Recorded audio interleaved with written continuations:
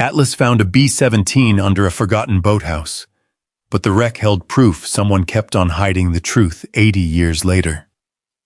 On a frozen Montana lake, former Navy SEAL Jason Walker thought he had found nothing more than a rotting boathouse. Then Atlas, his battle-scarred German shepherd, refused to leave one patch of warped floor. Beneath the black water waited a WWII B-17, a buried cover-up, and a secret tied to the teammate Jason had failed to save. What Atlas found would drag an old lie into daylight. After 80 years, if you'd keep digging for the truth, comment 1. If you'd walk away, comment 0, and tell us where you're watching from. By 6 in the morning, Granite Lake looked like hammered steel. A thin winter sun had not yet climbed over the Bitterroot Mountains, and the eastern sky held only a narrow band of gray-blue light. Snow covered the abandoned cattle pasture below Jason Walker's cabin, softening fence posts, old machinery, and the broken line of a stone wall until everything seemed older than it was. Beyond the pasture, black spruce and lodgepole pine dropped toward the lake in thick ranks. Jason liked that hour because nobody expected anything from him. No phone calls, no questions, no crowded rooms, only the hiss of the wood stove, the scrape of his boots across the porch, and Atlas moving somewhere behind him, with the quiet confidence of a dog who had spent most of his life knowing exactly where his man was. Jason stood 6 feet tall, broad through the shoulders even at 46, though 3 years outside the teams had changed the way he carried the weight.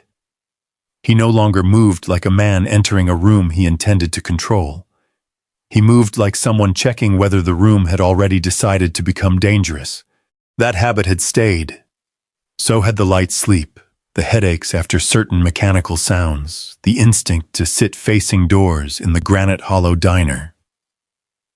He had stopped trying to explain any of it. Most days he repaired fire roads for the county, cleared fallen timber, or took occasional wilderness rescue calls when somebody got turned around in the mountains. It paid enough for diesel, food, and the property taxes on the land his uncle had left him. More important, it kept him outdoors. Outdoors had exits everywhere. Jason pulled a wool cap lower over his ears and started the old utility truck. Atlas jumped into the passenger side without being invited. The 8-year-old German shepherd was sable and black, heavy through the chest, with dark amber eyes that made most strangers feel as though they had arrived at an interview unprepared. A pale scar disappeared beneath the fur over his right shoulder. In cold weather, that old injury sometimes stiffened one foreleg for the first few minutes of the day. Jason noticed the limp as Atlas turned once on the seat. He said nothing. Atlas hated sympathy almost as much as Jason did. East Road, Jason told him. Atlas looked through the windshield. Don't sound too excited. The dog's ears lifted. That was enough conversation for both of them. They spent the next 3 hours clearing 2 fallen pines from an old Forest Service spur above the lake. Snow sifted down from overloaded branches whenever the wind moved. Jason worked with a chainsaw, then a steel bar, then the truck winch when one trunk refused to cooperate. He liked problems that had weight. A tree was either blocking a road or it wasn't. A cable held or it failed. There were no committees involved, no reports written afterward by people who had never touched the rope. By late morning, the sun had reached the lake. Granite Lake stretched below them, long and cold between the mountains, its central water still dark while thin ice clung to the protected coves. Far across the surface, the shuttered timber mill stood against the opposite shore, its rusted smokestack rising above cottonwoods like a monument nobody had bothered to remove. Jason shut down the saw. The sudden silence rang in his ears. For half a second, another sound tried to replace it. Rotor blades, fast, uneven, a vibration climbing through aluminum beneath his boots. Jason's hand tightened around the saw handle. Then Atlas bumped his knee, Not hard, just once. Jason looked down. The dog was watching him. Granite Lake, Montana, morning. He drew one slow breath, then another. "Yeah," he said quietly. "I'm here." Atlas turned away as if the matter were settled. Jason loaded the saw. That was when he realized the dog was no longer beside the truck. Atlas. Nothing. Jason looked towards the road. No movement. Then he saw fresh tracks cutting away through knee-deep snow toward the lower slope. He frowned. Atlas did not wander, not ever. Jason followed. The tracks led between thick spruce trunks where sunlight barely touched the ground. Branches clawed at his jacket. Snow dropped cold down the back of his collar. The slope became steeper, descending toward a part of the shoreline Jason had rarely visited because no usable road reached it. Atlas. Still nothing. Jason's unease sharpened. He moved faster. 30 yards later, he found the dog standing beside a collapsed fence tangled beneath brush. Atlas slipped through a gap. Jason stopped. Beyond the fence stood a structure he had never seen. At first he thought it was an old shed. Then the trees opened enough to reveal its full shape. A boathouse. 2 stories once, maybe, though the upper loft had partially collapsed. Weathered gray boards leaned toward the lake. Moss filled the roof seams. One corner sat lower than the rest, and spruce branches had grown so close around it that the building seemed less abandoned than swallowed. Jason stared. His uncle had owned this land for almost 30 years. He had never mentioned a boathouse. Atlas moved toward it. Easy. The dog ignored him. The door hung crooked on one hinge. Atlas pushed through and disappeared inside. Jason felt irritation rise beneath his concern. "Atlas, come."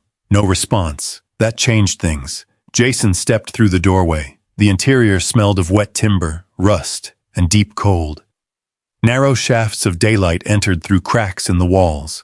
Old shelves sagged beneath rotted rope and broken glass floats. A rusted hand winch hung from one beam. Near the back, floorboards disappeared beneath a layer of black water where part of the structure had settled. Atlas stood on the remaining planks, not sniffing, not pacing, sitting. His body was rigid, ears forward, eyes fixed on the floor between his paws. Jason stopped several feet away. "What have you got?" Atlas did not look at him. Jason scanned the rafters. No raccoon movement, no nesting birds, no fresh animal tracks. He crouched. "Atlas." The dog's chest rose slowly, then fell. Jason gave the recall command they had used for years. Here, nothing. His unease became something colder. Atlas had ignored commands before, but only when another instinct had overridden obedience. A wounded person, explosives, movement in darkness. Danger Jason had not yet seen. Jason stepped carefully onto the boards. They creaked beneath his weight. Atlas shifted his gaze toward him, then back to the same place. One plank was darker than the others, warped, soft with age. Jason knelt and pressed a gloved hand against it. Cold air touched his fingers through a narrow gap. Then he felt something else, a vibration. So faint he almost dismissed it. Metal against metal, somewhere below. Jason froze. He waited. Wind pressed against the outer wall. The building groaned. Then the sound came again, a low, hollow tremor traveling upward through the timber. Atlas leaned forward. Jason pulled a folding pry bar from his work belt. Back. Atlas did not move. That's an order. The German shepherd finally rose, but instead of retreating, he moved one step to the side and sat again. Joe gave him a long look. Compromise. Fine. He worked the pry bar beneath the rotten plank. The wood resisted, then cracked with a dry snap. A smell rose from below. Cold lake water, old silt, something mineral and metallic. Jason lifted the broken board aside. Beneath it was darkness, not a shallow crawl space, and water, black and still. Jason aimed his flashlight through the opening. The beam vanished downward. He adjusted the angle. Nothing. Then he leaned farther. Atlas's breathing changed beside him. Slow, focused. Jason moved the light left. A dull reflection answered from somewhere far beneath the surface. He stopped. The beam trembled once across the water. There it was again, a curved surface, pale silver under years of darkness. Jason narrowed his eyes. Could have been an old fuel tank, logging equipment, a sunken truck body. Granite Hollow had spent half a century throwing machinery into places where machinery had no business being. He shifted the flashlight. The silver curve continued, farther than the beam could comfortably follow. Jason moved to another gap in the floor, crouched, and shined the light from a second angle. The object continued beneath him, too wide, too smooth, and too large. Atlas lowered himself beside the opening, front paws stretched toward the darkness, not excited, not frightened, guarding. Jason looked at the dog. He had seen that posture before, on deployments, at recovery sites. Beside things the rest of the world was in too much of a hurry to understand. A wind gust struck the boathouse. The structure shuddered. From beneath the water came that faint metallic vibration again. This time Jason felt it through both knees. He aimed the flashlight deeper. For one brief second, the water shifted enough for the light to run along the submerged shape. The curve did not end. It widened. Jason's breathing slowed. Whatever lay beneath the forgotten boathouse was not a fishing boat. It was not a truck. It was not any piece of logging equipment he had ever seen. And as Atlas sat silently beside the opening, refusing to leave, Jason understood the first truly unsettling thing about what they had found. The metal under Granite Lake was far too large to belong to any boat. He stayed there another minute, flashlight aimed into the black water, letting the cold settle around the thought. Atlas did not move. "All right," Jason said. "We do this the slow way. That was not the way Curiosity wanted it done. Curiosity wanted boards ripped up, hooks lowered, answers dragged into daylight before noon." Jason knew better. Water hid edges. Old structures lied about strength, and whatever was beneath the boathouse had been sitting there long enough to deserve caution. He stood and checked the floor around him. Several boards flexed badly under his boots. One support beam had split near the wall, and the lake-facing corner had settled enough that a hard shift in weight could take half the floor with it. Jason backed toward the entrance. "Atlas, here." This time the German shepherd rose. He followed 3 steps, then stopped. Jason looked back. Atlas turned his head toward the opening. Notar Atlas sat. Jason exhaled through his nose. "You're really committed to making this difficult." The dog's ears stayed forward. Jason walked back, clipped a short lead to Atlas's collar, and guided him outside. Atlas came reluctantly, looking over his shoulder until the doorway disappeared behind them. By the time Jason reached the cabin, the wind had picked up over Granite Lake. He set coffee on the stove, pulled an old county property folder from a metal cabinet, and found the number for the structural office in Granite Hollow. Brooke Chandler arrived shortly after 2. Her county truck came up the rutted road with chains on the rear tires and a yellow beacon dark on the roof. She stepped out wearing insulated work pants, a brown field coat, and a knit cap pulled over short auburn hair. She looked at Jason's cabin, then at the lake, then at Atlas. You said submerged structure, she said. I said submerged object. Same difference when somebody wants me to drive 40 minutes through snow. Jason handed her a thermos cup. She smelled it. Coffee? Technically, that's discouraging.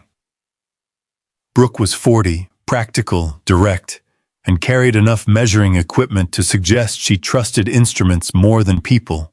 Jason liked that immediately. Atlas sniffed her glove. Brooke held still. Friendly, selective, Atlas moved away. Brooke watched him go. I've had worse inspections. They followed Jason's tracks through the spruce. When the boathouse appeared between the trees, Brooke stopped. That's bigger than I expected. You've seen it before? No. County records? I'll check.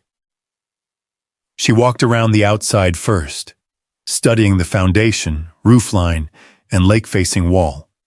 This thing should have been condemned years ago. It probably was. No placard. Maybe the placard fell through the floor. Brooke gave him a quick glance. That's almost a joke. Don't spread it around. Inside, Atlas went straight back to the warped floorboards. He sat over the same spot, Brooke noticed. He did that before, for almost an hour. She crouched several feet away. Could be an animal, under 20 feet of water. Could be scent coming through cracks. Jason shook his head. Not like this. Brooke tapped one plank with the handle of her flashlight. The floor answered with a hollow complaint. We should open a larger section, Atlas stood. His body tightened. Brooke looked at him, carefully. Atlas stepped between her and the dartboards. Jason's expression changed. Back off. Brooke straightened. From the floor or the dog? Both.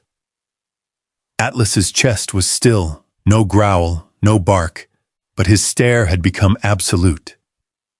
Brooke slowly lowered the pry bar she had taken from her bag. Not a fan of demolition? He knows something we don't. That's a dangerous sentence. It can be.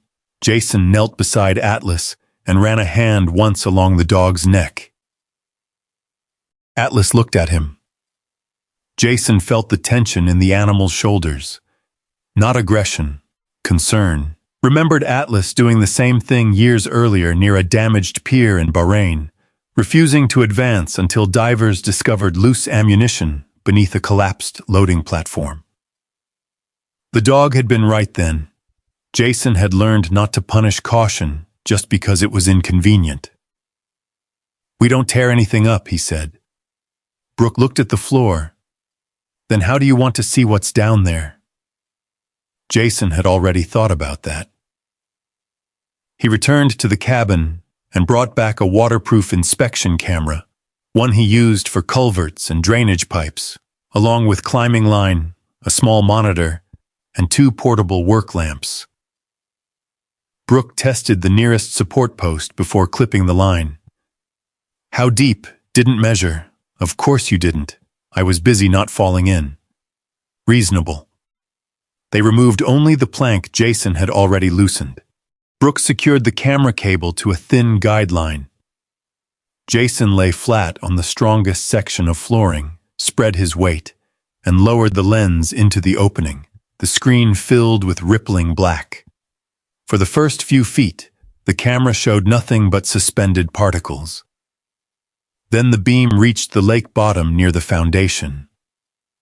Old timber, silt, a broken bottle, a length of chain furred orange with rust. Brooke leaned closer. Logging gear, she said. Maybe. Jace lowered the camera farther. The beam hit metal. A smooth, curved surface filled the screen, gray beneath sediment. He moved the lens slowly. Rows of raised dots appeared. Brooke's expression changed. Those are rivets. Jason said nothing. The camera traveled along the surface. More rivets. A seam, torn aluminum bent inward like peeled skin. Brooke crouched beside him now. That's aircraft construction. Jason's eyes stayed on the screen. The beam passed over a heavy structural member. Long tapered. Brooke whispered, "Wings spar." A faint current moved silt across the image. Jason adjusted the angle. Something pale appeared beneath the buildup. A straight edge, then another, white paint. Brooke reached toward the monitor without touching it.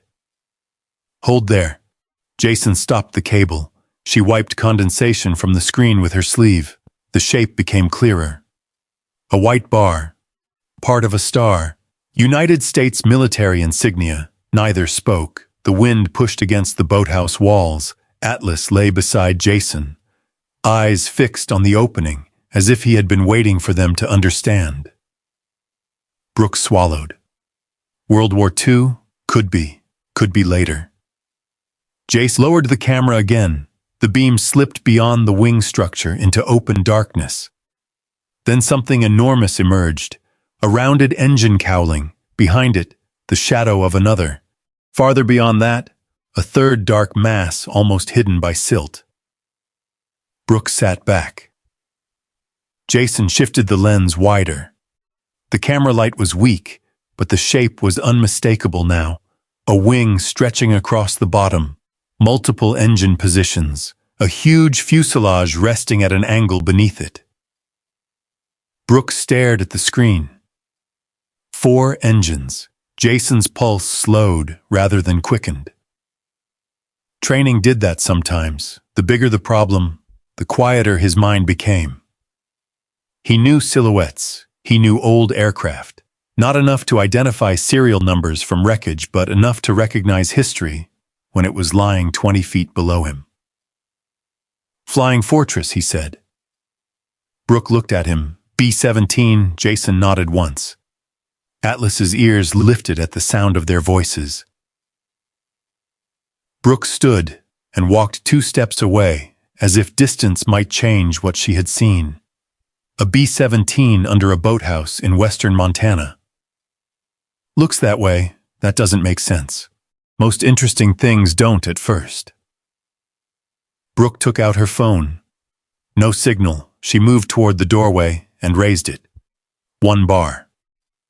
She opened a federal aviation loss database she kept bookmarked for historic site reviews, then switched to an offline county archive app when the connection stalled. Jason watched her scroll. Year, aircraft type, Montana, Bitterroot region. She frowned. Maybe wrong designation. She tried again, then broadened the search. 2 military aviation losses, Granite County, Ravalli region, Mountain Lakes. Nothing. Brooke's frown deepened. Jason had seen that expression before on engineers who had reached the point where data stopped behaving. "What?" She turned the screen toward him. "There are B-17 losses listed in Montana, but not here." She searched by coordinates, then by lake name, then nearby historical names. "Nothing. No crash at Granite Lake," she said. Jason looked toward the hole in the floor. Below them, the bomber rested in darkness, its painted star barely visible through 80 years of sediment. Maybe the record's incomplete, possible, or the lake had another name. "I checked historic aliases." Jason looked at her. Brooke's voice lowered. "Jason, something that large doesn't disappear without paperwork." He almost smiled. "People disappear with paperwork all the time." The words came out harder than he intended. Brooke studied him for a second, then wisely did not ask why. Atlas rose. He crossed to the opening and sat again. Same place, same posture. The light from the portable lamps caught the gray around his muzzle. Jason stared down at him. What had brought Atlas here? Scent could explain old fuel, metal, maybe trapped organic material, but not this behavior. The dog was not hunting, he was keeping watch. Brooke looked from Atlas to the dark opening. "So what now?" Jason reached down and shut off the camera. The screen went black. "We document everything, then federal recovery. Then we find out why a B-17 is sitting under a boathouse where no B-17 ever crashed. Outside, Granite Lake had darkened beneath incoming clouds. Snow began falling again, soft flakes drifting through the spruce and vanishing against the black water. Jason stood in the doorway while Brooke packed the camera. Behind him, Atlas remained beside the floor, and for the first time, the old boathouse no longer felt abandoned. It felt occupied, not by ghosts, by a question 80 years old, a question somebody, somewhere, had apparently managed to keep out of every official record that said where this aircraft was supposed to be, because as according to the government, no B-17 had ever gone down in Granite Lake, yet one was lying directly beneath Jason's boots. Brooke Chandler left just before dusk with copies of the camera footage on 2 separate drives. Jason kept a third. He had learned a long time ago that 1 copy was an accident waiting to happen. 2 copies were better. 3 meant somebody had to work harder. By the time he reached the cabin, snow had thickened into slow, heavy flakes. Atlas shook himself on the porch, sending white powder across the boards, then followed Jason inside and circled once near the wood stove. Jason set the drive on the table. For almost 10 minutes, neither of them moved much. The cabin hummed softly with heat. Outside, Granite Lake disappeared behind the snowfall. Jason stared at the frozen image Brooke had saved from the camera feed. A white military star, riveted skin, a wing belonging to a machine large enough to carry 10 men into war. He should have felt excitement. Instead, he felt something closer to pressure, not fear exactly, recognition. The same sensation he used to get before a mission, when too many details appeared ordinary at the same time. Atlas lifted his head. Jason looked at him. "You're not helping." Atlas blinked. Jason rubbed both hands over his face. The county sheriff would need to be notified in the morning. Then the state historical office. Then federal recovery authorities. Brooke had already begun drafting the initial site report. Procedure. That part Jason could handle. What he did not understand was why the aircraft existed where the records said it did not. He slept badly. At 2:17 a.m., the cabin settling in the cold sounded enough like a distant rotor beat that he woke sitting upright with one hand reaching toward a weapon he no longer kept beside the bed. Atlas was already standing, not alarmed, watching. Jason looked toward the window. Snow, darkness, no helicopter, no Alaska. He placed both feet on the floor. "Granite Lake," he said quietly. Atlas came closer. "Montana." Another breath. 26. Atlas pressed his shoulder against Jason's knee. The tightness in Jason's chest eased by degrees. "You're getting old," he told the dog. Atlas yawned. Jason almost laughed. Morning came white and windless. He had just finished splitting kindling when an engine sounded on the lower road. Not Brooks County truck. Smooth, heavy, expensive. Jason set the axe down. Atlas appeared at his side before the vehicle came into view. A black SUV climbed the snow-packed road toward the cabin and stopped beside Jason's utility truck. The driver stepped out alone. He was close to 60, tall, silver-haired, clean-shaven, wearing a dark wool coat over winter clothes that looked chosen for photographs rather than weather. His boots were polished even after the muddy climb. Jason recognized him. Most people in Granite Hollow would have. Howard Sinclair. Sinclair Mountain Development owned half the commercial land south of town and had spent the past 2 years proposing a luxury marina and lodge complex at the eastern end of Granite Lake. Howard closed the SUV door and smiled. "Jason Walker?" Jason did not move from the porch. "Depends." Howard's smile widened slightly. "I was told you had a sense of humor. You were told wrong." Atlas stood beside Jason's left leg. Howard noticed him. Beautiful dog. Atlas gave no reaction. Atlas, Jason said. I've heard of him too. That bothered Jason more than it should have. Have you? Howard raised one gloved hand. Granite Hollow is a small place, not that small. A gust moved snow from the roofline. Howard looked toward the lake. I won't waste your morning. My company has been surveying this shoreline for a possible marina extension. I heard there was an issue with an old structure down by the water. Jason's face stayed neutral. County issue, of course. Then why are you here? Howard looked back at him. Because neglected structures create liability, especially old waterfront structures. If it sits partly on your parcel and partly within the historical survey boundary, things can get complicated. Jason heard the smoothness in the explanation. Nothing directly false, nothing useful either. Howard continued. I thought I might help. Jason folded his arms. How? We have engineers, equipment, stabilization crews. If that old boathouse is unsafe, Sinclair Development would be willing to secure it at our expense while the county sorts out ownership. Atlas shifted one paw, Jason noticed. Howard did not generous. I prefer practical. Thing sometimes. Howard's eyes moved briefly toward the tree line leading to the lake, then back. Jason caught it, a glance too quick to mean nothing. Howard said, There is another possibility. There usually is. The shoreline parcel itself isn't especially useful to you. Jason said nothing. Howard reached inside his coat and removed a slim folder. I'd be willing to purchase it. Jason did not take the folder. For what? $600,000.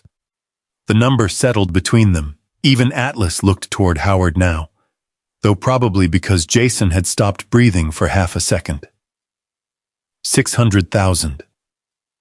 For a narrow piece of rocky shoreline, an abandoned boathouse, and timberland nobody had cared about in decades, Jason thought of his leaking cabin roof, the transmission noise in the truck, the stack of medical bills he pretended not to see, a house closer to town, a life with fewer broken things. Then Howard made his mistake. The old military wreck under that boathouse only complicates the parcel anyway. Jason's eyes sharpened. Silence. Howard realized it, not immediately, but enough. Jason stepped down from the porch. Snow compressed beneath his boots. What did you call it? Howard's expression remained composed. Excuse me, the thing under the boathouse. Howard paused. An old military wreck. Jason stopped 3 feet away. Interesting. Howard's eyes narrowed by almost nothing. Why? Because Brooke and I haven't told the sheriff what it is yet. For the first time, Howard's smile became work. People talk, Brooke doesn't. Someone at the county office might. She hadn't filed the report when you arrived. Howard looked toward Atlas. The dog was still calm, no growl, no raised fur, just watching. Howard lowered the folder. Then perhaps I was too specific. Perhaps I've been reviewing development records around this lake for years. There have always been stories. Old aircraft, logging accidents, prohibition tunnels. Half of Granite Hollow was built on rumors. Jason held his gaze. You offering $600,000 for rumors?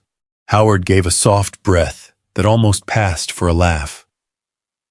I'm offering $600,000 because our project needs shoreline continuity, and because you may not want years of permits, historical review, environmental restrictions, and strangers walking through your property. Sounds inconvenient, it will be. There it was, not a threat, not yet. Just a fact sharpened enough to become one, if Jason chose the wrong interpretation. Howard extended the folder again. Jason looked at it, then past him, at the SUV. A faint line of reddish mud marked the lower wheel well beneath the clean black paint.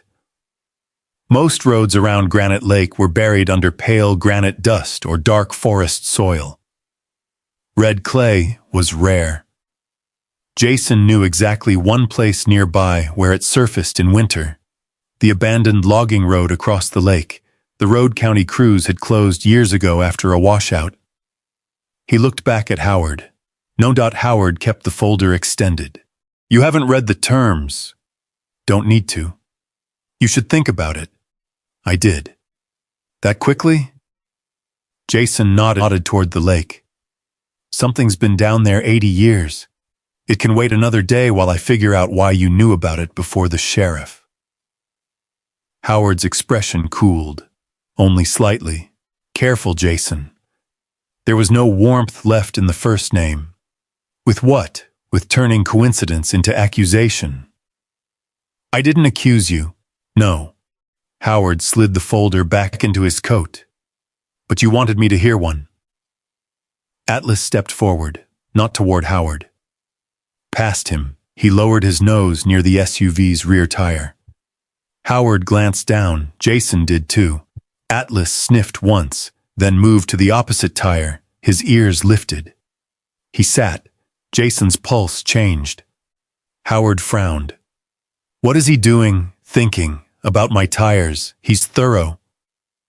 Jason crouched near the wheel. The red clay was packed deep into the tread and splashed along the lower suspension, fresh enough to still be damp beneath the crust of snow. Howard's eyes shifted. Jason stood. "You come in from the South Road?" "Yes." "No red clay there." Howard said nothing. "The closed logging road has it." A beat. Then Howard smiled again. "One of my survey crews uses those roads. You said the road was closed to public traffic." Jason looked toward the lake. The old logging road curved through forest on the opposite shore and disappeared into country his uncle used to call dead land. No houses, no active timber, no reason for a development executive to be there personally. Howard opened the driver's door. "You have my number if you reconsider." Jason did not answer. Howard paused. "I mean it about the structure. Don't go tearing into it alone. Old buildings kill people who mistake curiosity for expertise." Jason stared at him. "Good advice." Howard climbed in. The SUV reversed carefully, turned, and headed down the road. Atlas watched until the taillights vanished through the trees. Jason stood beside him. "Come on." Atlas immediately headed toward the truck. That told Jason enough. 20 minutes later, they were driving around the northern side of Granite Lake. The snow had stopped. Clouds hung low over the mountains. Jason followed the county road until the asphalt narrowed, then turned onto an older track marked by a weathered sign. Road closed beyond 2 miles. The gate was locked. Jason parked. Atlas jumped down. On the far side of the gate, tire tracks pressed fresh lines through the snow. Wide SUV tires. Jason looked at Atlas. "Yeah." They continued on foot. The red clay appeared beneath the snow half a mile later. Atlas found it first. He stopped over a set of tire impressions, then followed them deeper into the forest. The old road climbed away from the lake through dense pine before turning sharply around a granite ridge. Jason had never come this far. Almost nobody did. Then the trees opened. A concrete wall stood ahead, low, gray, half buried in earth and brush. No sign, no windows, only the outline of a heavy metal doorway sealed with rust. Jason pulled out his phone and checked the county parcel map Brooke had sent him. Nothing. According to the map, there was no structure here. Atlas moved to the door. He sniffed the bottom edge, then turned toward Jason.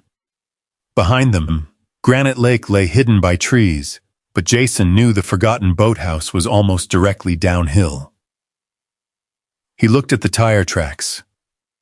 Howard Sinclair had been here recently, maybe that morning, maybe the night before. Jason rested one hand against the cold concrete. The county map said this place did not exist. The federal records said no B-17 had crashed in Granite Lake.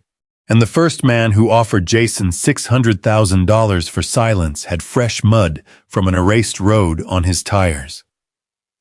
For the second time in 24 hours, Jason found himself standing beside something official records insisted was not there.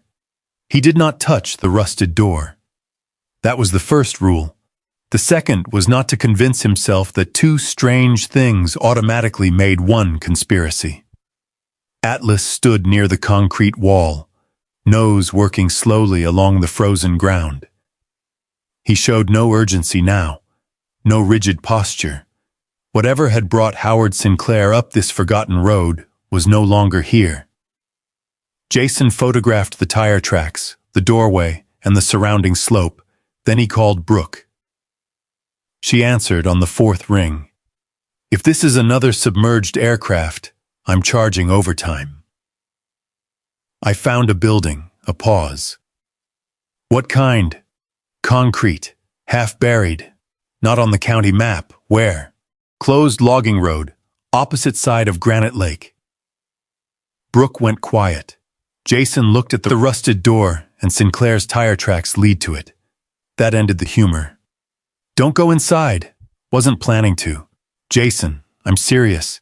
You say that like a man who has disappointed professionals before. I'll send coordinates." "Good. Meet me at the archive in an hour."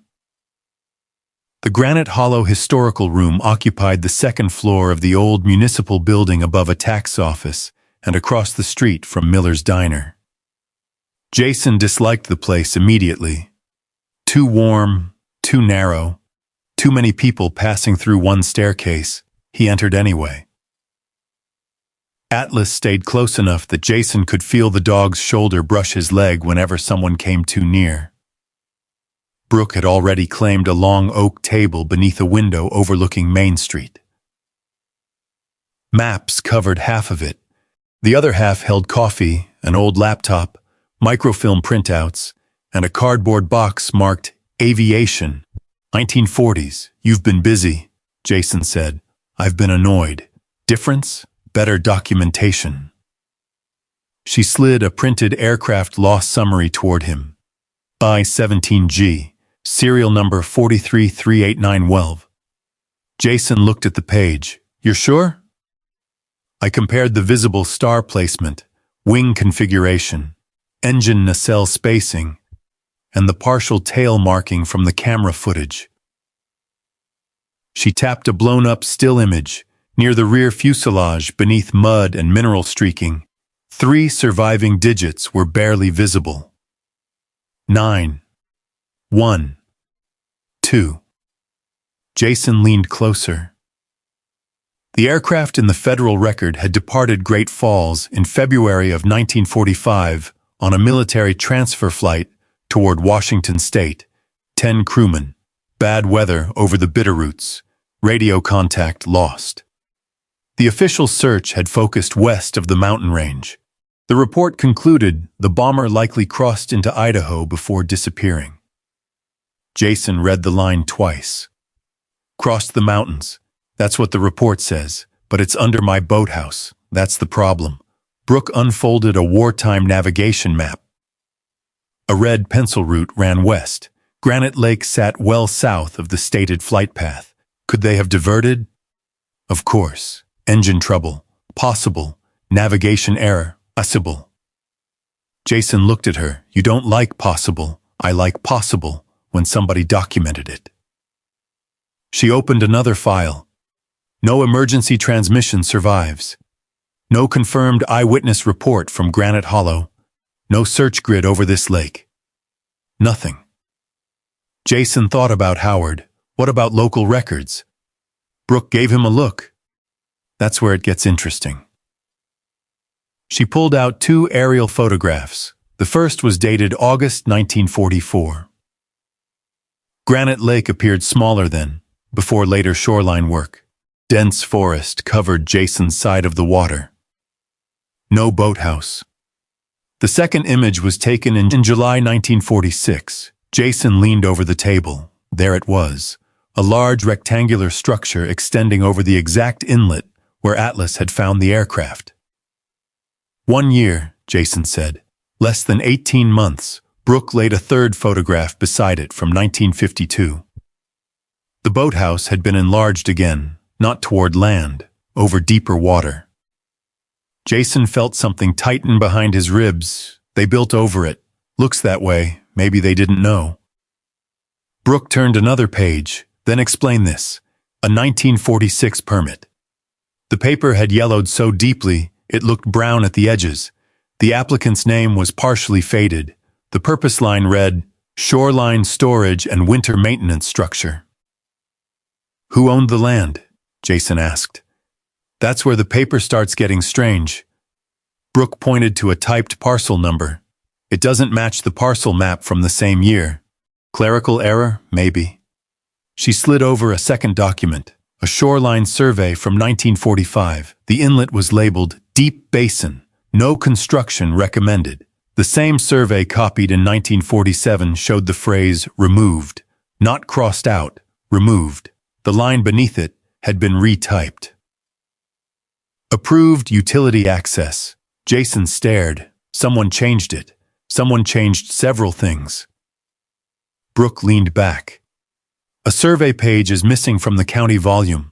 The permit approval has no engineer signature, and the property boundary moved 42 feet east between 1945 and 1947 without a recorded sale, toward the wreck. Exactly. Atlas lifted his head from beneath the table. Outside, tires hissed over wet snow on Main Street. Jason looked through the window toward Miller's Diner. Warm yellow light filled the glass. 2 ranchers sat at the counter. A woman in a red coat laughed near the register. Ordinary people. Ordinary afternoon.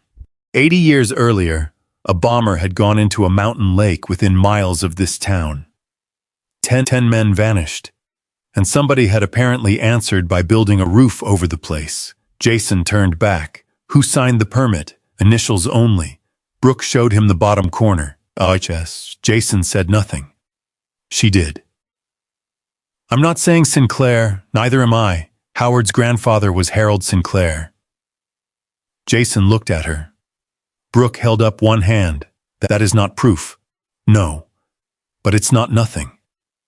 They spent another hour comparing maps. The more they looked, the less accidental the pattern became. An old access road appeared in a 1948 forestry map, leading directly from the eastern shore toward the buried concrete structure Jason had found. On a 1961 map, the road disappeared. On the modern county system, it did not exist at all. The concrete structure itself appeared only once, a faint rectangle labeled Auxiliary Pump Station. No utility records mentioned a pump station there. No water lines were mapped to it. Jason tapped the paper.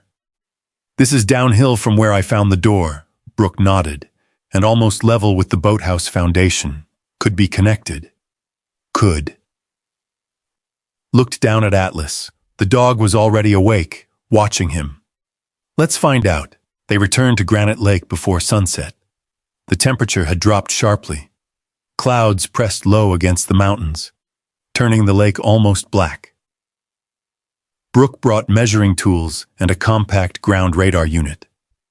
Jason brought rope, lights, and a bolt cutter they did not use. They approached the boathouse from land. Atlas entered first. He went straight to the floor above the B-17, sat. Waited. Jason touched his shoulder. We know. Atlas stayed there. Brooke began measuring from the rear wall. The old photographs show an extension here. She moved toward a section of foundation half buried by dead brush. Jason followed. The boathouse wall met the hillside at an odd angle. At first, it looked like collapsed stone. Then Atlas stood. His head turned sharply toward a dark space beneath the timbers. He left his post. That alone made Jason pay attention. Atlas pushed his muzzle into the brush. Easy. Jason pulled away dead branches. Behind them was a narrow gap, not natural stone walls on both sides, a timber lintel overhead. Cold air came through it. Brooke crouched. Tunnel. Jason aimed his flashlight inside. The passage ran beneath the hill.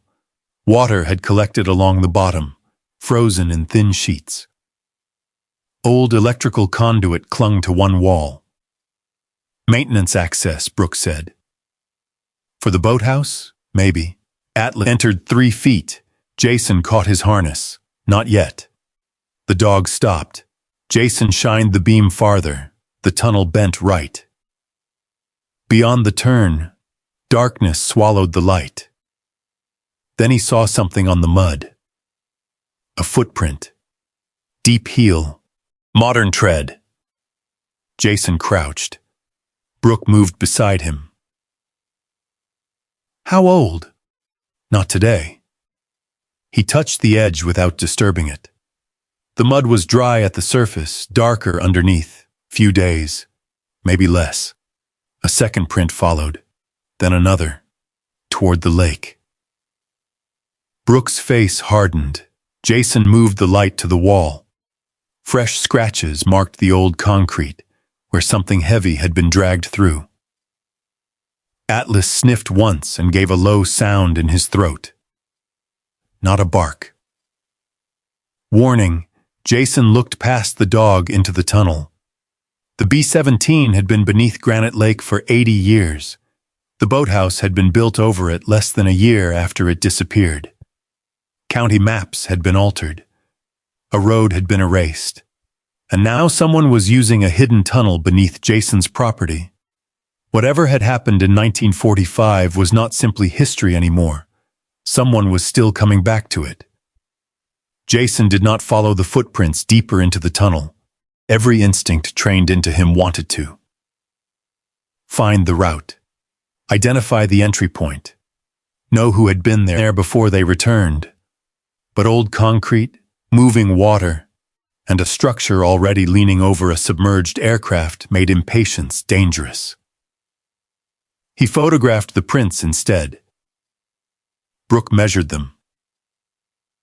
Atlas stayed near the tunnel entrance, ears forward, watching the darkness. We should tell Whitaker, Brooke said. Jason kept the flashlight on the muddy floor. The sheriff? Unless you've got another law enforcement agency hidden in your cabin. He already thinks I'm unstable. Brooke looked at him. Does he? People talk. You said that about Sinclair. This town's efficient. Brooke packed the measuring tape into her bag, then give Whitaker evidence instead of a theory. Jason knew she was right. He hated that she was right. They sealed nothing, touched nothing, and left the tunnel exactly as they had found it. By the time Jason walked back into the boathouse, dusk had filled the windows with blue-gray light. Atlas returned immediately to the warped floor above the aircraft. Same place, same posture. Jason crouched near him. You planning to sleep here? Atlas looked at the opening. Brooke was reviewing still images from the underwater camera. I want another look at the starboard engine. Jason turned. Why? Because something bothered me in the footage. She enlarged one frame on the monitor. The camera had caught part of an engine cowling and the twisted metal behind it. Most of the structure was buried beneath silt, but one exposed line ran toward the fuselage. See that? Jason leaned closer. Control linkage, maybe. Hard to tell. Brooke zoomed farther. Pixels broke apart. We need a cleaner angle. Jason looked at the dark water. Tomorrow. The weather turns tonight, then after. Brooke studied his face. You always this cautious? When water's involved. The answer came too quickly. Jason stood. Wind pushed against the lake wall. The boathouse responded with a long wooden groan. Then something beneath the floor began to vibrate, not loudly. A faint repeating pulse. metal carrying movement from one part of the submerged wreck to another as the water shifted below. 3 beats. Pause. 3 beats. Jason stopped breathing. The room disappeared. Not gradually. 1 second he was in Montana, the next he was back in Alaska. Rotors hammered overhead. Snow blew sideways across a temporary landing zone. Eric Hart stood near the helicopter with his helmet tucked beneath one arm, shouting over the engine noise. "Feel that?" Jason remembered looking up. "What?" "The vibration." Eric put one gloved hand against the aircraft's skin. "She's talking wrong."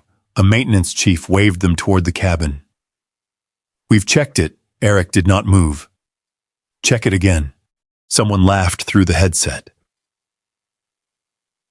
Weather window closing, recovery team waiting, schedule already behind, small pressures, normal pressures, the kind that became enormous only after someone died. Jason remembered stepping closer to Eric. "How bad?" Eric looked at him. "I don't know." That answer had followed Jason for 3 years. "I don't know." Then Eric had climbed aboard. So had Jason. Now the boathouse floor pulsed again. 3 beats. Pause. 3 beats. Jason's vision narrowed. He could smell aviation fuel that was not there. Hear rotor wash that did not exist. His right hand went numb. Brooke's voice reached him from somewhere far away. "Jason?" He did not answer. The cold came next. Not Montana cold. Blackwater cold. The helicopter tilted. Metal screamed. The world rolled. He remembered entering water hard enough to lose direction. Then Eric's harness twisted beneath a collapsed frame. Jason cutting one strap, then another. Eric's face behind the visor, still conscious, still looking at him. Jason pulled. The frame would not move. Again. Harder. Somebody shouting through the line, "Get out! Secondary failure. Get out now." Jason had stayed. Not long enough. Never long enough. "Jason." Something struck his leg. Once, then harder. Jason looked down. Atlas. The shepherd had left the floor above the B-17 and pressed his entire body against Jason's thigh. Amber eyes looking up, present, real. Jason's chest would not open. Alice pushed again. Jason gripped the dog's harness. Leather, warm fur, metal buckle. He heard Brooke clearly now. "Look at me." Jason could not. Atlas stepped in front of him, blocked his view of the water. Jason's hand tightened against the dog's shoulder. Atlas did not move. "Where are you?" Brooke asked. Jason swallowed. Nothing came. "Jason, where are you?" He looked toward the broken window. Snow, spruce, lake, Montana. "What town?" His voice sounded wrong. "Granite Hollow." "What year?" He closed his eyes. The rotors surged again. Atlas pushed his muzzle under Jason's hand. Jason opened his eyes. T6, Brooke nodded. "Good." Jason breathed. Shallow, then deeper. "Granite Lake," he said. "Right. Boathouse, right." His fingers loosened around Atlas's harness. "Atlas." The dog's ears shifted. Brooke lowered her voice. "You're here." Jason stared at the shepherd. "Yeah." Another breath. "I'm here." The vibration beneath the floor had stopped. The silence afterward felt enormous. Jason sat on an old beam because his knees no longer trusted him. Brooke did not ask if he was okay. He respected her for that. Atlas remained between Jason and the opening. For a long moment nobody spoke. Then Jason said, 3 years ago." Brooke waited.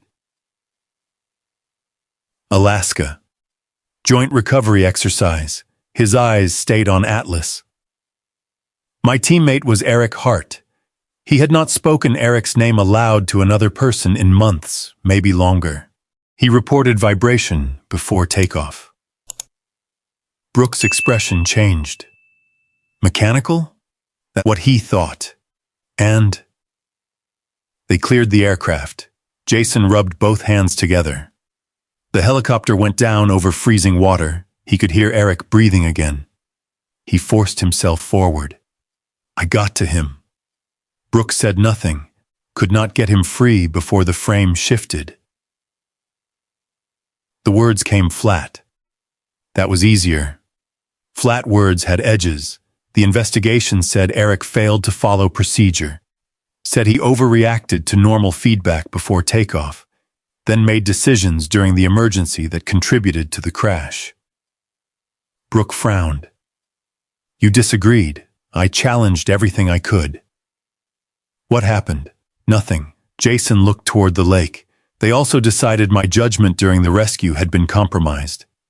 Because you stayed too long. Because they needed every part of the report to fit. Brooke watched him carefully. Is that why you left?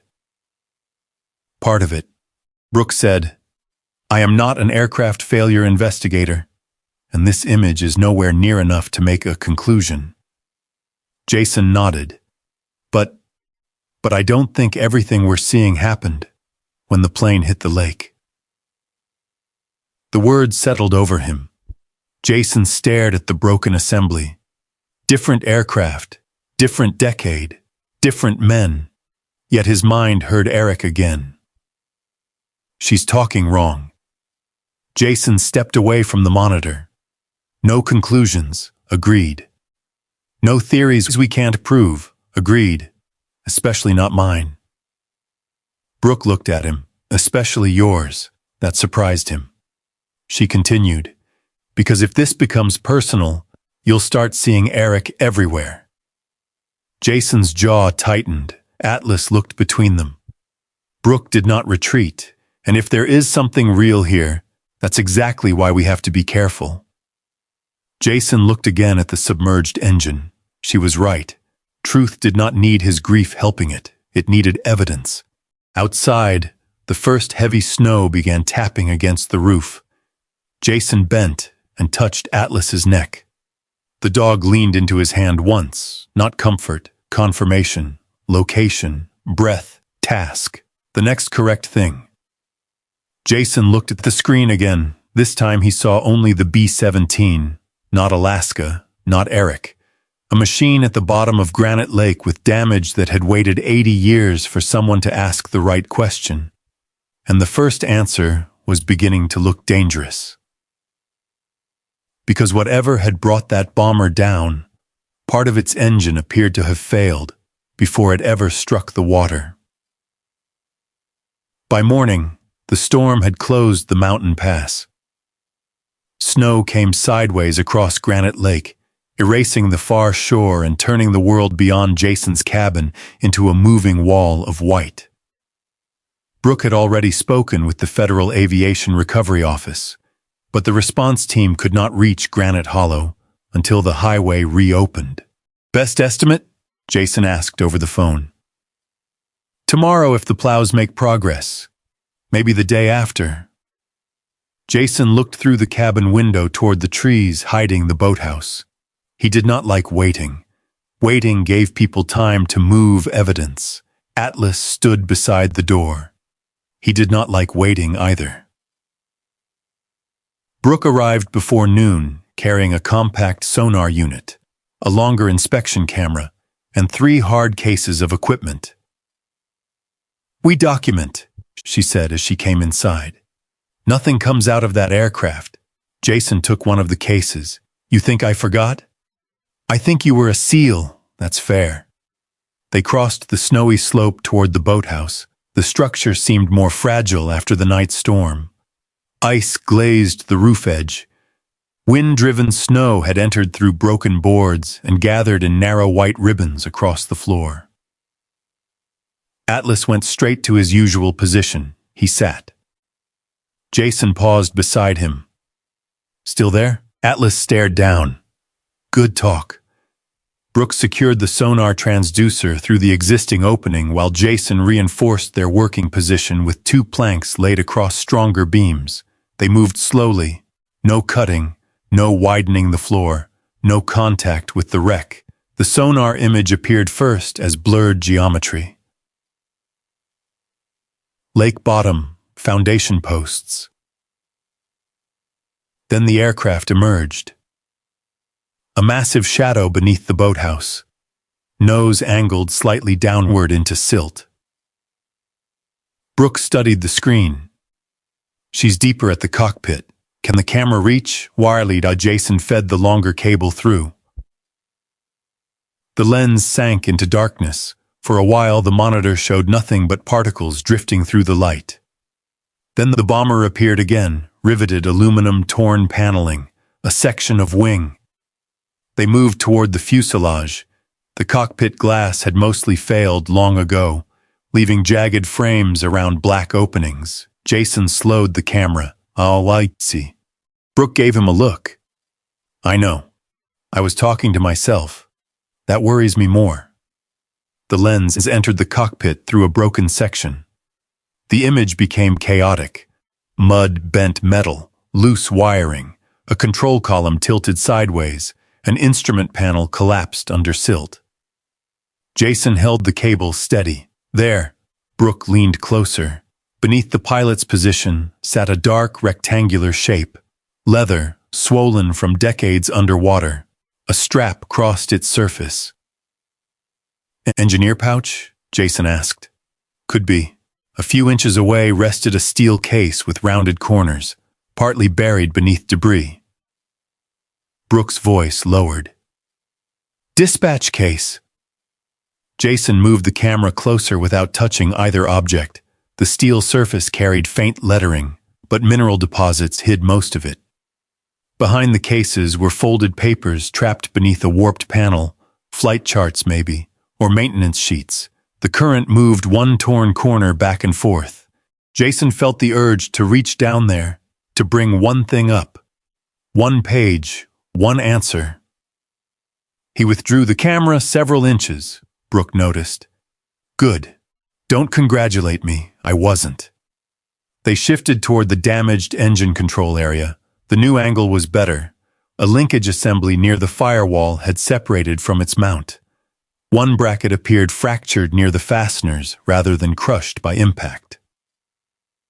Brooke captured several still images. "This is exactly what bothered me." Jason stared. "Can you tell if it failed first? But I can tell you I want an aircraft engineer looking at this before anybody calls it crash damage." Jason nodded. "That was enough. Not proof, direction." Atlas suddenly stood. Jason looked over. The dog was no longer watching the floor. He was staring toward the rear wall. "Atlas?" The shepherd moved to the doorway, stopped, looked back. Jason's expression changed. Brooke saw it too. "What's that mean?" "He wants me to follow." "Of course he does." Atlas headed outside. Jason and Brooke followed him through the snow. Instead of turning toward the cabin, Atlas moved uphill along the side of the boathouse, nose low. The dog found the narrow drainage entrance they had discovered the previous day. He went inside. "Atlas, wait." He ignored Jason. Jason clipped on his headlamp. "You staying here?" he asked Brooke. "Not a chance." They entered together. The tunnel smelled of wet stone and old wood. Their lights reflected off shallow ice along the floor. Yesterday's modern footprints were still there. Atlas followed them deeper. 20 feet, 30. Then the passage widened slightly. Jason stopped. Something had changed. A rusted metal gate had once blocked the tunnel. Yesterday, it had looked closed from the entrance.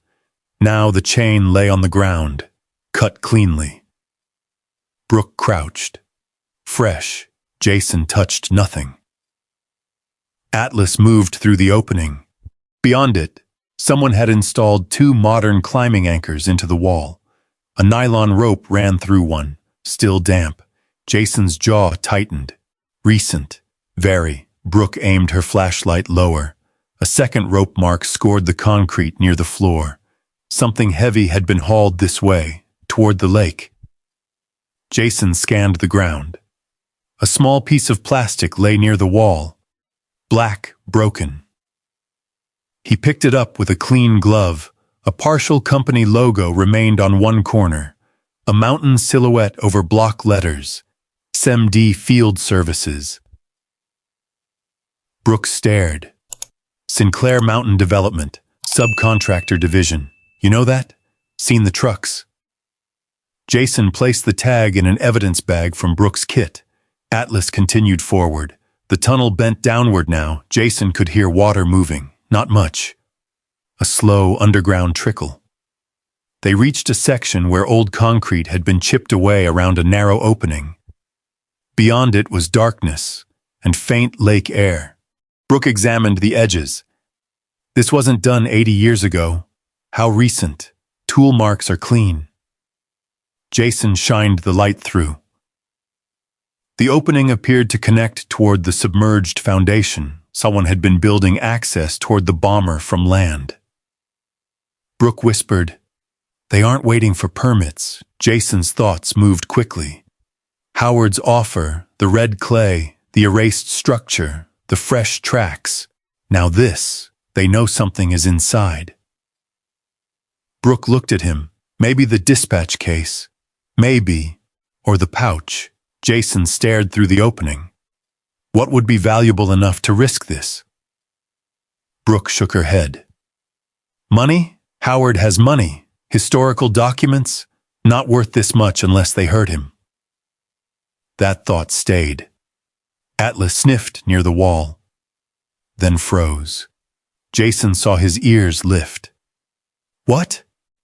The dog turned toward a shadowed recess beside the cut opening. He stepped into it. Jason followed. A fresh boot print marked the mud. Beside it sat a canvas work glove, clean compared to everything around it. On the cuff was the same Sinclair subcontractor logo. Brooks let out a slow breath. That's harder to explain away. Jason photographed it. Then another sound came through the tunnel, a metallic scrape farther ahead. Atlas stiffened. Jason raised one hand. No one moved. The scrape came again, then stopped. Brooks whispered, "Someone down there?" Jason listened. Nothing. Could be water-moving debris. Could be old metal shifting. Could be somebody waiting in the dark. He made the decision instantly. "We leave." Brooks looked surprised. Now? They backed out without turning their lights off. Atlas came last, watching the tunnel behind them. Outside, the storm had thickened. Snow erased their footprints almost as quickly as they made them. Back at the cabin, Jason copied every image to 3 drives. Brooks sent the Sinclair tag photographs to Sheriff Whitaker and attached them to the federal site report. Then she sat at Jason's kitchen table and stared at the frozen frame of the leather pouch beneath the pilot's seat. If that's what they're after? Jason looked at it, then Howard already knows what's in it. How? Jason turned toward the window. Across Granite Lake, somewhere beyond the storm, the erased concrete structure waited above the old logging road. 80 years is a long time for a secret to survive by accident. Atlas stood near the door, his head turned suddenly toward the lake. Jason watched him.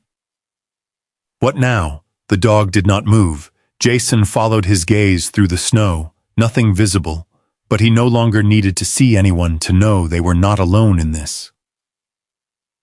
Howard Sinclair had people near the wreck. They had cut open an old tunnel. They had installed fresh rope anchors, and they were trying to reach something inside the B-17 before federal investigators could get there. Jason looked again at the leather case under the pilot's seat. Whatever it contained, someone had already decided it was worth breaking into an 80-year-old grave to retrieve. The storm held Granite Hollow in place for another day. Snow buried the courthouse steps, closed the western highway, and turned the Bitterroot Mountains into white walls beyond the town. Federal recovery teams remained stranded on the other side of the pass. Brooke used the delay. By noon, she had taken over a corner table in the county archive with 3 boxes of wartime procurement records, a laptop, and enough coffee to make sleep an unlikely future event. Jason sat across from her. Atlas lay beneath the table with one paw against Jason's boot. "You're going to wear a hole in that page," Brooke said. Jason stopped rubbing his thumb along the edge of Eric Hart's old accident summary. "Then find me a better page, I may have." That got his attention. Brooke turned her laptop. On the screen was a scanned War Department procurement sheet dated October 1944. A list of aircraft components ran down one column.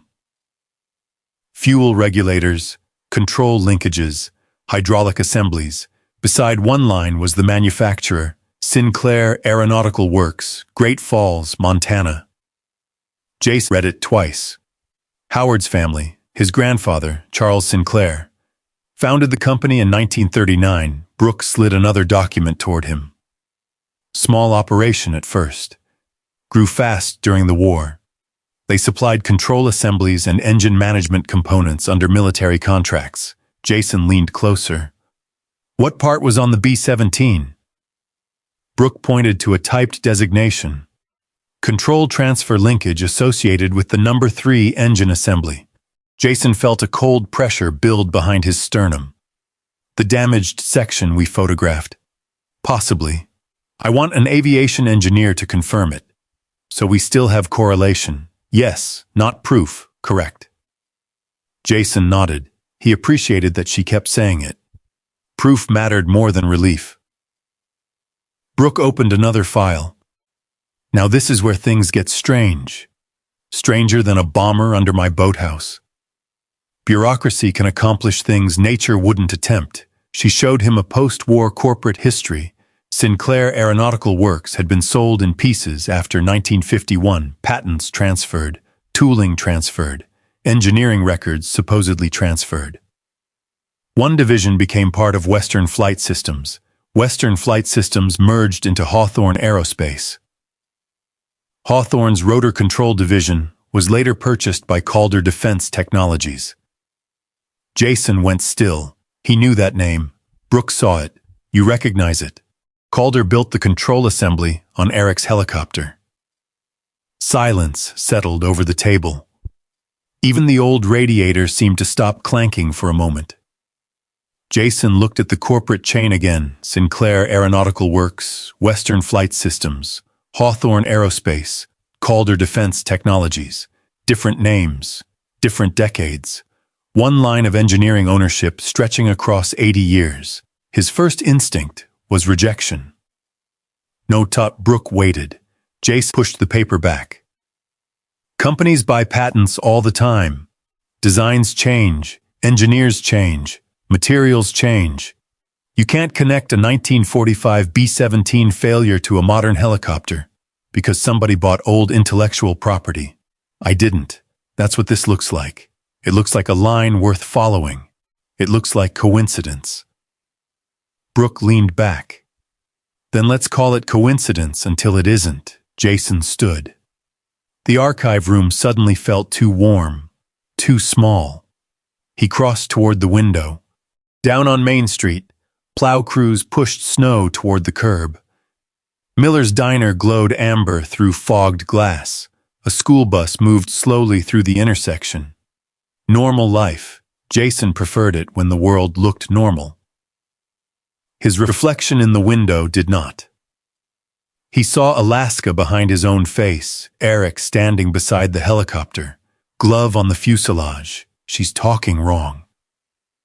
Jason shut his eyes. Atlas rose beneath the table. A second later, the shepherd's shoulder pressed against Jason's leg. Jason opened his eyes. "Granite Hollow," he said quietly. Brooke did not turn around. She let him do it himself.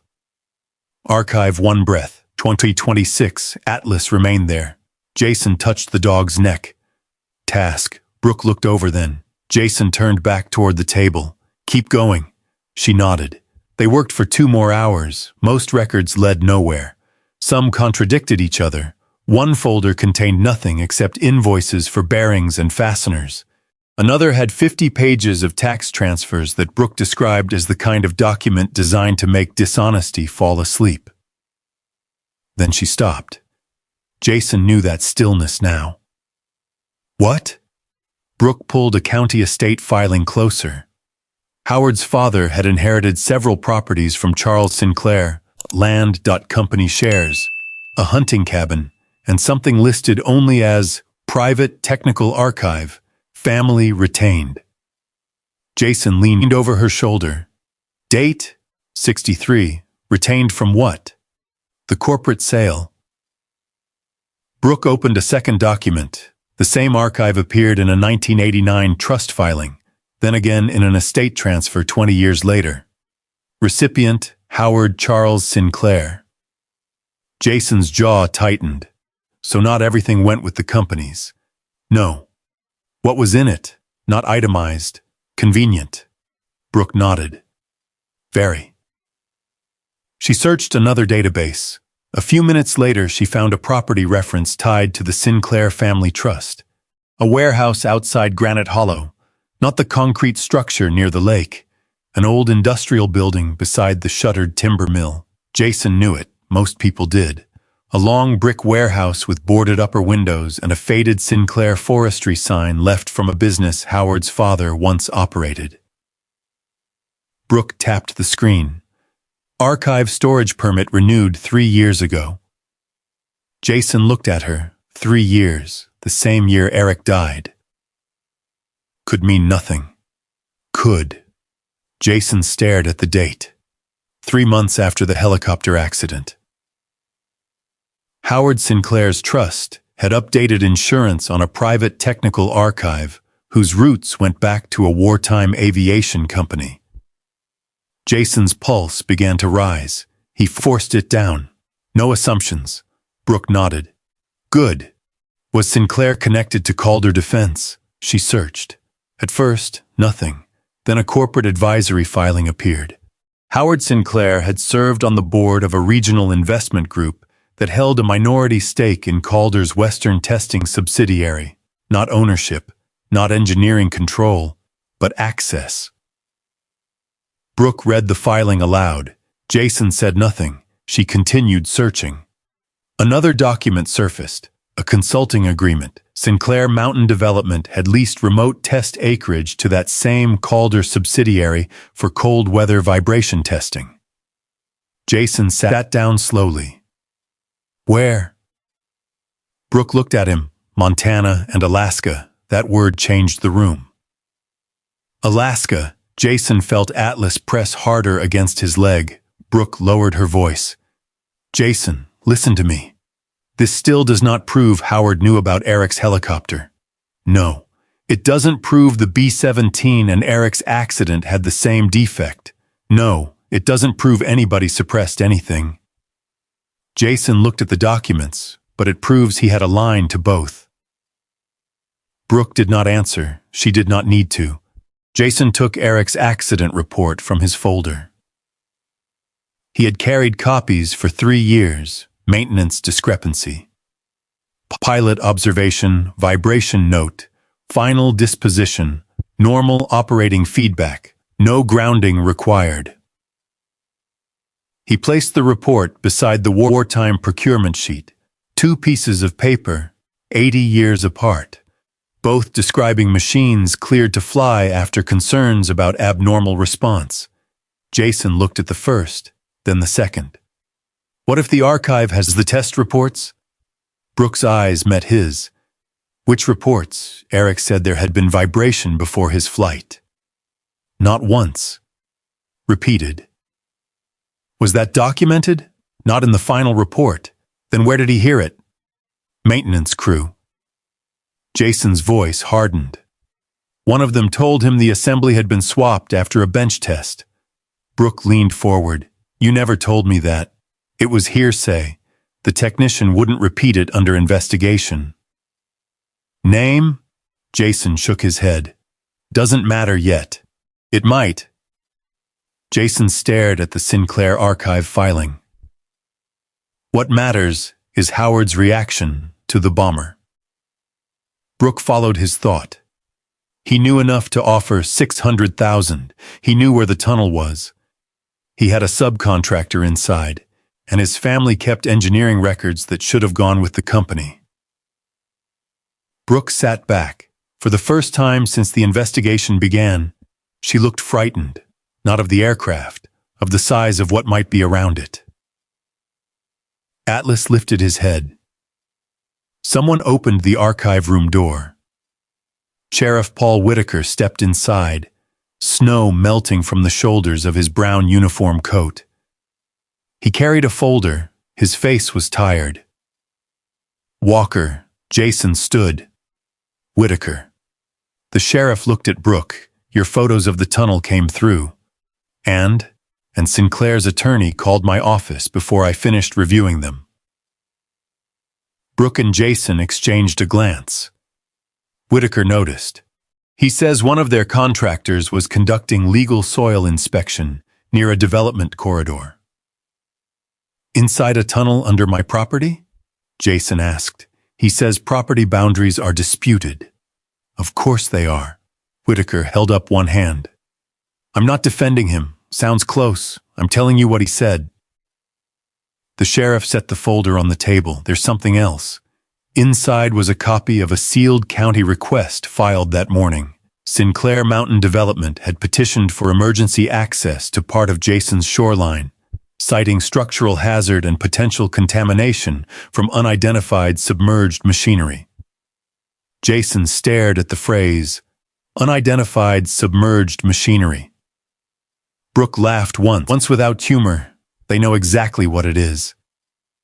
Whitaker's eyes narrowed. Do they? Jason looked at him. Howard called it a military wreck before anyone told him. Whitaker was silent. Brooke slid the wartime procurement sheet across the table, then the corporate chain, then the private archive record. Whitaker read slowly. His expression changed by degrees, not belief, but less disbelief. What are you saying?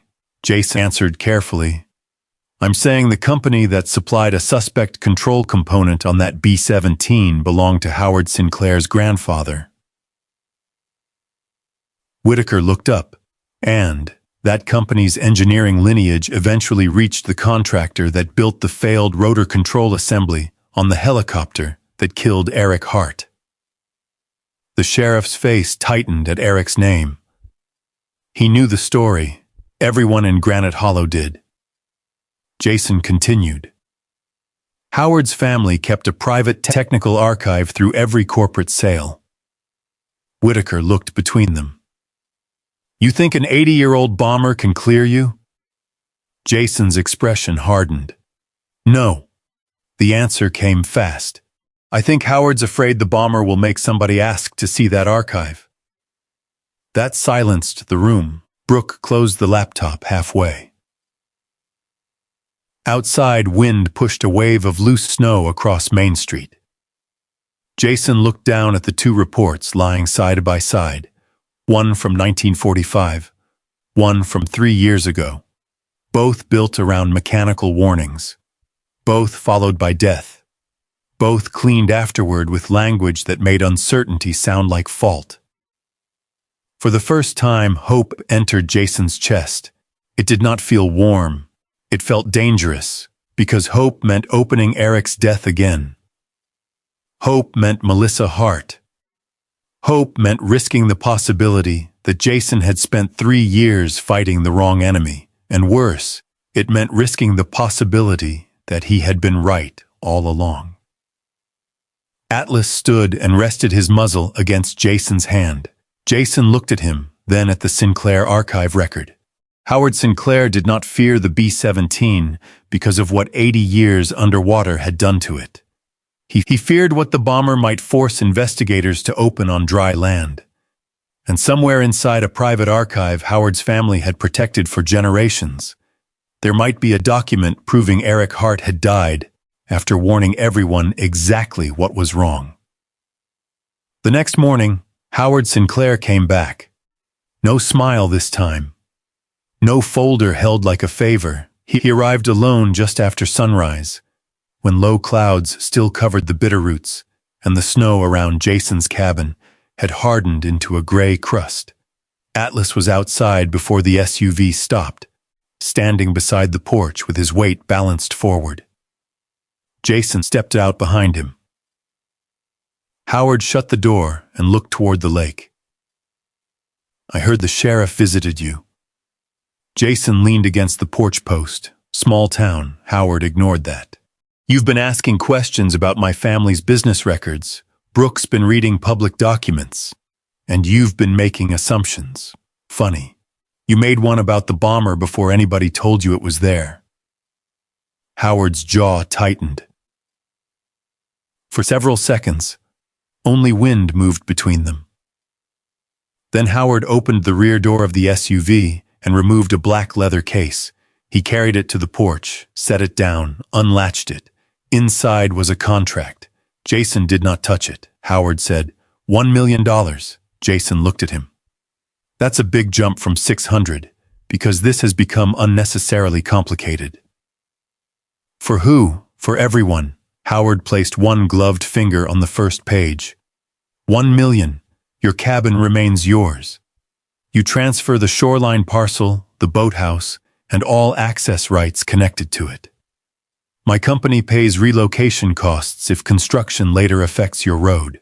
You sign confidentiality regarding anything you observed beneath the structure until the proper agencies complete their review. Jason gave a slow nod. "So I sell you the dirt and stop talking.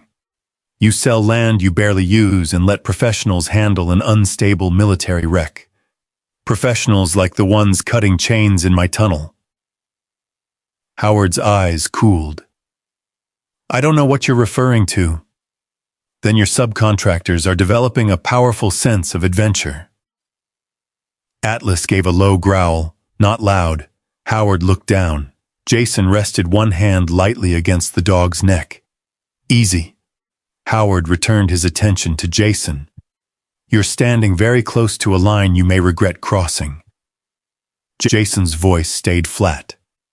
"Which line? The one between evidence and obsession?" There it was, not a direct threat, something more precise. A reminder that Jason already had a reputation people could be encouraged to believe. Howard continued, "You've spent 3 years telling people an accident report was wrong." Jason's posture changed. Atlas felt it immediately. The dog shifted closer. Howard noticed. "I don't say that to insult you, then you're bad at conversation. I'm saying grief can make patterns look intentional." Jason stepped off the porch. Howard did not move. "Think about the offer." "I did." "Jason, leave." Howard closed the case. For 1 second, the calm mask slipped. Not rage, frustration. The expression of a man who had paid for doors to open all his life and had finally found one that would not. He picked up the case. "You may not get another chance." Jason looked toward the lake. "Neither will you." Howard walked back to the SUV. Atlas watched until the vehicle disappeared beyond the trees. The first damage came that afternoon. Brooke called from the county parking lot. Her truck had been vandalized, one side window broken. Survey equipment scattered across the pavement. The compact ground radar unit smashed hard enough to crack its housing. Nothing valuable had been taken. That was worse. It meant the point had not been theft. Jason drove into Granite Hollow. He found Brooke standing beside the truck while Sheriff Whitaker photographed the damage. "You all right?" Jason asked. "I'm angry." "Good." Brooke looked at him. "That your medical opinion? Angry people count injuries better." "I'm not injured." "Then stay angry." Whitaker straightened. "No cameras caught it." "Convenient," Brooke said. "There's a dead angle behind the courthouse." Jason looked at the broken radar case. Someone knew what they were looking for. Whitaker's mouth tightened. I said no cameras caught it. I didn't say I thought it was random. That was new, Jason noticed. The second hit came before dark. When Jason returned home, the cabin door stood open. Atlas stopped 10 feet away. Jason froze. The dog lowered his head. No barking, listening. Jason did not rush inside. He circled wide, rear window intact. No footprints except one partial track under the eave where wind had not erased it. Adult boot, deep heel. Jason called Whitaker, then waited. Inside, drawers had been opened. The cabinet containing copies of the B-17 files had been disturbed. Nothing obvious was missing. Jason checked the 3 backup drives. 2 remained. The third was gone, the one containing the raw underwater footage. Atlas moved through the room, nose low. He stopped near Jason's desk. The funeral photograph of Eric Hart had been knocked face down. Jason picked it up. A younger Eric smiled from the picture, helmet under one arm. Sunlight on snow behind him. Juan's fingers tightened. Whitaker arrived 20 minutes later. He examined the room. Any cash missing? No electronics? No. Firearms? No. Only the drive. Looks like it. Whitaker looked at the photograph in Jason's hand. Could be someone trying to scare you. Jason set the picture upright. They're succeeding. Whitaker glanced at him. Jason's expression did not change. Scared doesn't mean leaving. The third blow came the next morning. An animal control complaint. Anonymous. Atlas had supposedly shown aggressive behavior near public workers and might pose a safety threat. Jason read the notice twice, then handed it to Brooke. She stared. They're going after the dog now? They're going after anything people might believe. Atlas lay near the stove, unaware that somewhere in an office a stranger had reduced 8 years of service to a checkbox marked potentially dangerous. Jason folded the paper once, very carefully. By noon, Granite Hollow knew about Eric again. Someone had posted old news clips to the town's community page. Former Navy SEAL disputes fatal training accident. Questions remain over rescue decisions. Teammate killed after procedural breakdown. The photographs were worse than the headlines. Jason walking from a hearing room. Jason beside a military vehicle. Jason looking exhausted enough to appear guilty to anyone who already wanted the story simple. At Miller's diner, conversation stopped when he entered. He hated himself for noticing. He hated more that his body noticed before his mind did. Door. Counter, back exit, 7 people, 2 windows, 1 man staring too long. Atlas walked beside him. Jason took the corner booth, back to the wall. Brooke sat opposite. You don't have to be here, I know. Then why are we here? Because if I start changing where I eat, Howard gets cheaper than $1 million. Brooke almost smiled. Then the diner door opened. A woman stepped inside wearing a dark blue coat. Jason recognized her immediately. Melissa Hart, Eric's younger sister. 3 years had changed her face, made it sharper, tired around the eyes. But he knew her from the funeral, from the hearing, from one photograph Eric kept taped inside a locker. She saw Jason, stopped. The entire diner seemed to notice the distance between them. Melissa crossed the room. She did not sit. What are you doing? Jason looked up. Having coffee. Don't. Her voice shook once, then hardened. Don't make jokes. Brooke quietly moved her hands off the table. Melissa placed several printed pages in front of Jason. The old accident report. Someone had mailed them to her. Why is my brother's name showing up in some story about a bomber? Jason's stomach dropped.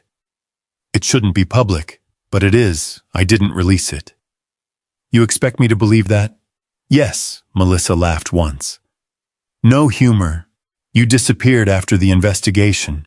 You never called my mother, never answered me. Now suddenly there's an old aircraft and some company. And somehow Eric becomes part of your proof that everybody treated you unfairly. Jason said nothing. People at nearby tables pretended not to listen. Melissa leaned closer. My brother doesn't get to become your second chance. The words landed harder than anything Howard had said. Jason looked down.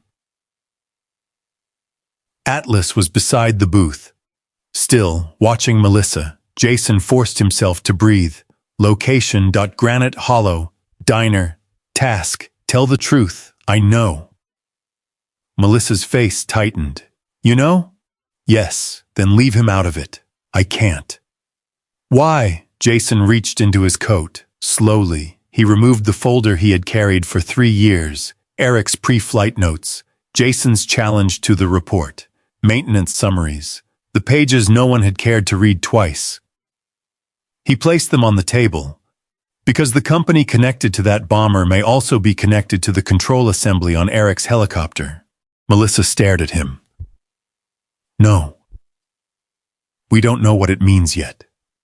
You don't get to say his name and then tell me you don't know. You're right. That stopped her. Jason pushed the folder toward her. Take it. She did not. Everything I have, if I'm wrong, walk away with it. Give it to a lawyer.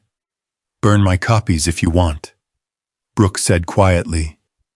Jason. He did not look at her. Melissa stared at the folder. Why now? Jason's throat tightened. Because 3 years ago I thought proving the report wrong would fix something. And now I just want to know whether Eric told the truth. Melissa's eyes shone with anger. He always told the truth. I know, you didn't believe him. Jason flinched. There it was, the accusation he already carried. He could have explained. Weather. Command pressure, maintenance clearance. Seconds that looked different only after death. Instead he said, not fast enough. Silence. Atlas moved. He stepped from Jason's side and approached Melissa. She stiffened. Jason almost called him back. Then Atlas stopped inches from her. Sniffed her glove, his ears lowered slightly. Melissa looked down, something changed in her face. Eric knew him. Jason nodded. They trained together. Melissa swallowed. He had pictures. Atlas pressed his muzzle against her hand. Just once, Melissa closed her fingers around the fur beneath his jaw before she seemed to realize she was doing it. The anger did not disappear, but it shifted, became grief again. She sat. For the next 20 minutes she read. No one spoke. Outside, snowmelt ran from the diner roof in steady drops. Jason watched her eyes move across the pages, then stop.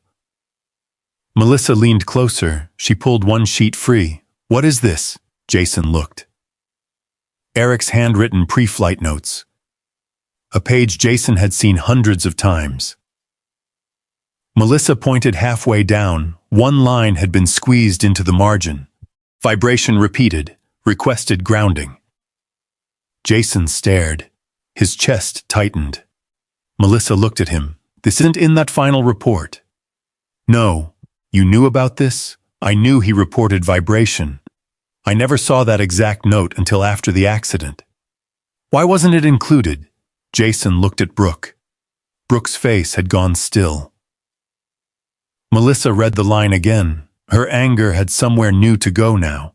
Not away from Jason, not yet, but outward, toward a report that had told her brother's story without one of his last warnings. Jason heard Atlas breathe beside them. Howard Sinclair had offered $1 million for silence. Then someone broke Brooke's equipment, entered Jason's home, tried to turn Atlas into a liability, and dragged Eric Hart's name back through Granite Hollow. But the pressure had done one thing Howard had not intended. It had brought Melissa to the evidence herself. And now she was holding a sentence the official investigation had somehow left behind. Eric had asked them to ground the helicopter before it ever left the ground. Melissa read the line a third time.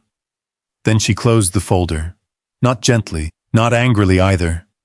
Just with the controlled force of someone who had reached the edge of what she could absorb in public.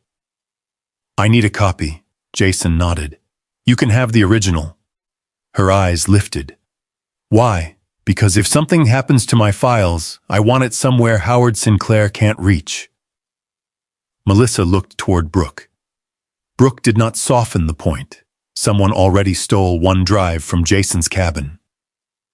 For the first time, Melissa's expression changed from grief to concern.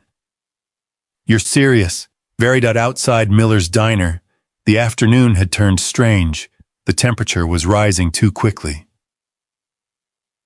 Water ran under the snow along Main Street, and a wet wind pushed low clouds toward the Bitterroots. The weather radio above the counter warned of a fast-moving spring system. Heavy rain below 6,000 feet, snow higher up, strong winds after dark. Jason hated warm storms in cold country. They made everything unstable: roads, slopes, ice, people. He stood. "Brooke, back up everything Melissa's taking. Already doing it." Melissa gathered the folder. "Jason," he looked at her. "This doesn't mean I believe you, I know. But if Eric wrote this and somebody left it out..." She stopped. The rest of the sentence hurt too much to finish. Jason nodded once. "Read everything." Melissa left through the front door with Atlas watching her until she reached her car. The shepherd's ears stayed forward long after the taillights disappeared. Brooke noticed. He likes her. He remembers Eric. "You sure?" Jason looked down at Atlas. "No." Then, quieter. "But I think some things live in scent longer than we understand." By 6 that evening, Granite Lake had changed color. The surface was no longer steel gray. It was almost black. Wind came down hard through the mountain gap, tearing loose snow from the north-facing slopes and driving rain against Jason's cabin windows. The Weather Service upgraded the warning: flooding in low areas, rapid snowmelt, possible slope movement. Jason checked the boathouse twice before dark. Brooke came with him the second time. They did not enter the tunnel. Sheriff Whitaker had placed temporary evidence tape at the landward opening after seeing the cut chain and Sinclair subcontractor tag. He had also sent a deputy to monitor the closed logging road. That made Jason feel slightly better, only slightly. At 8:43 p.m. the power went out. The cabin went black. The refrigerator stopped humming. The porch light vanished. For 1 second, there was absolute quiet. Then Atlas stood. Jason reached for a flashlight. Easy. Atlas was not looking toward the door. He was looking through the east window, across the lake. His body went rigid. Jason followed his line of sight. At first there was nothing. Darkness. The faint, blacker shape of the opposite ridge. Then a light appeared. Small, white, moving between trees. Another joined it. Then a third. Brooke, still at the cabin because the lower road had begun flooding, came up behind Jason. "You seeing that?" "Yeah. No legal crews are supposed to be out there tonight." Jason opened the door. Wind slammed rain against his face. Atlas moved onto the porch. A sound traveled through the ground. Low, mechanical, not thunder. Jason froze. The pulse came again, deep enough to be felt more than heard. His hand tightened around the doorframe. Rotor rhythm tried to rise inside his head. Atlas turned immediately and pressed against his leg. Jason closed his eyes. Location, Granite Lake. Breath, task. He opened them. "I'm good." Brooke stood beside him. "That's equipment, drilling, or vibration testing?" A third pulse traveled through the wet ground. From somewhere across the lake, one of the lights dipped lower. Brooke's face changed. "They're near the old concrete structure." Jason grabbed his coat. Brooke caught his arm. No, he looked at her. We don't cross the lake. I wasn't planning to swim. The North Ridge gives us line of sight. Jason nodded. That was better. They took the truck as far as the washed-out forest spur would allow, then continued on foot. Atlas moved ahead. Rain darkened his coat and flattened the fur around his neck. His old right shoulder stiffened once on the climb, but he corrected his gait without slowing. The ridge rose 200 feet above Granite Lake. From there, Jason could see the opposite shoreline through breaks in the storm. 4 work lights, a tracked machine, a smaller sled rig, men in reflective rain gear. Brooke lifted binoculars. That's not slope stabilization. What is it? Portable vibration unit. Jason looked at her. For what? Subsurface mapping, sometimes controlled fracturing. His expression hardened. You mean they could collapse the tunnel? Brooke lowered the binoculars. If the old passage runs through fractured granite, yes. Would it bury the cockpit? If they know where to hit it. Another mechanical pulse rolled through the ridge. Atlas growled. Jason pulled out his phone and called Whitaker. The sheriff answered immediately. Walker, your deputy still on the logging road? No. County emergency pulled him 10 minutes ago. Bridge flooding south of town. Jason looked toward the lights. Sinclair crews are working near the tunnel. A pause. In this storm? Exactly. Brooke took the phone. Paul, they're running a vibration unit near the old access structure. If they destabilize that shelf, they can collapse the maintenance passage and possibly bury part of the wreck. Whitaker's voice sharpened. Can you prove that's their intent? No. Can you prove they're there? Brooke looked through the binoculars. Give me 30 seconds. She took photos through the lens adapter. Jason watched Atlas. The shepherd had stopped looking across the lake. He was sniffing the wet ground near the ridge trail. Then he moved suddenly downhill. Atlas. The dog ignored him. Jason followed. 20 yards below, Atlas stopped beside a set of fresh tire tracks cutting through mud toward the shoreline. The tread was wide, heavy, recent enough that water had not yet softened the edges. Brooke came down behind him. Those weren't here this afternoon. Jason crouched. A strip of orange survey ribbon hung from a branch. Printed black letters ran along one edge. MD Geotech, Sinclair Mountain Development. Jason photographed it. Then Atlas found another track. Boot prints, heading toward Jason's side of the lake, not to cross water, along the shoreline trail. Brooke's face tightened. They have people over here too. Jason called Whitaker again. This time the sheriff did not argue. Stay where you are. I'm coming. Road's flooding. I have 4-wheel drive. So do people who get stuck? Walker, Jason almost smiled. Almost. Whitaker arrived 25 minutes later with 1 deputy and a portable light bar mounted on the front of his cruiser. By then the storm had worsened. Rain turned to sleet. Granite Lake churned black against the shore. Whitaker looked at Brooke's photos, the SMD survey ribbon, the fresh tracks, and the live lights moving across the opposite side. His jaw set. I called Sinclair's field supervisor. And? Jason asked. He said they're conducting emergency geotechnical stabilization under an existing permit. Brooke laughed without humor. At 9:30 at night during a flood warning? He says they're protecting the slope. Jason looked toward the lights. They're protecting something. Whitaker did not dismiss him this time. That mattered. He picked up his radio. County dispatch. I need confirmation on any active emergency permit for Sinclair Mountain Development at Granite Lake static. Then the dispatcher answered.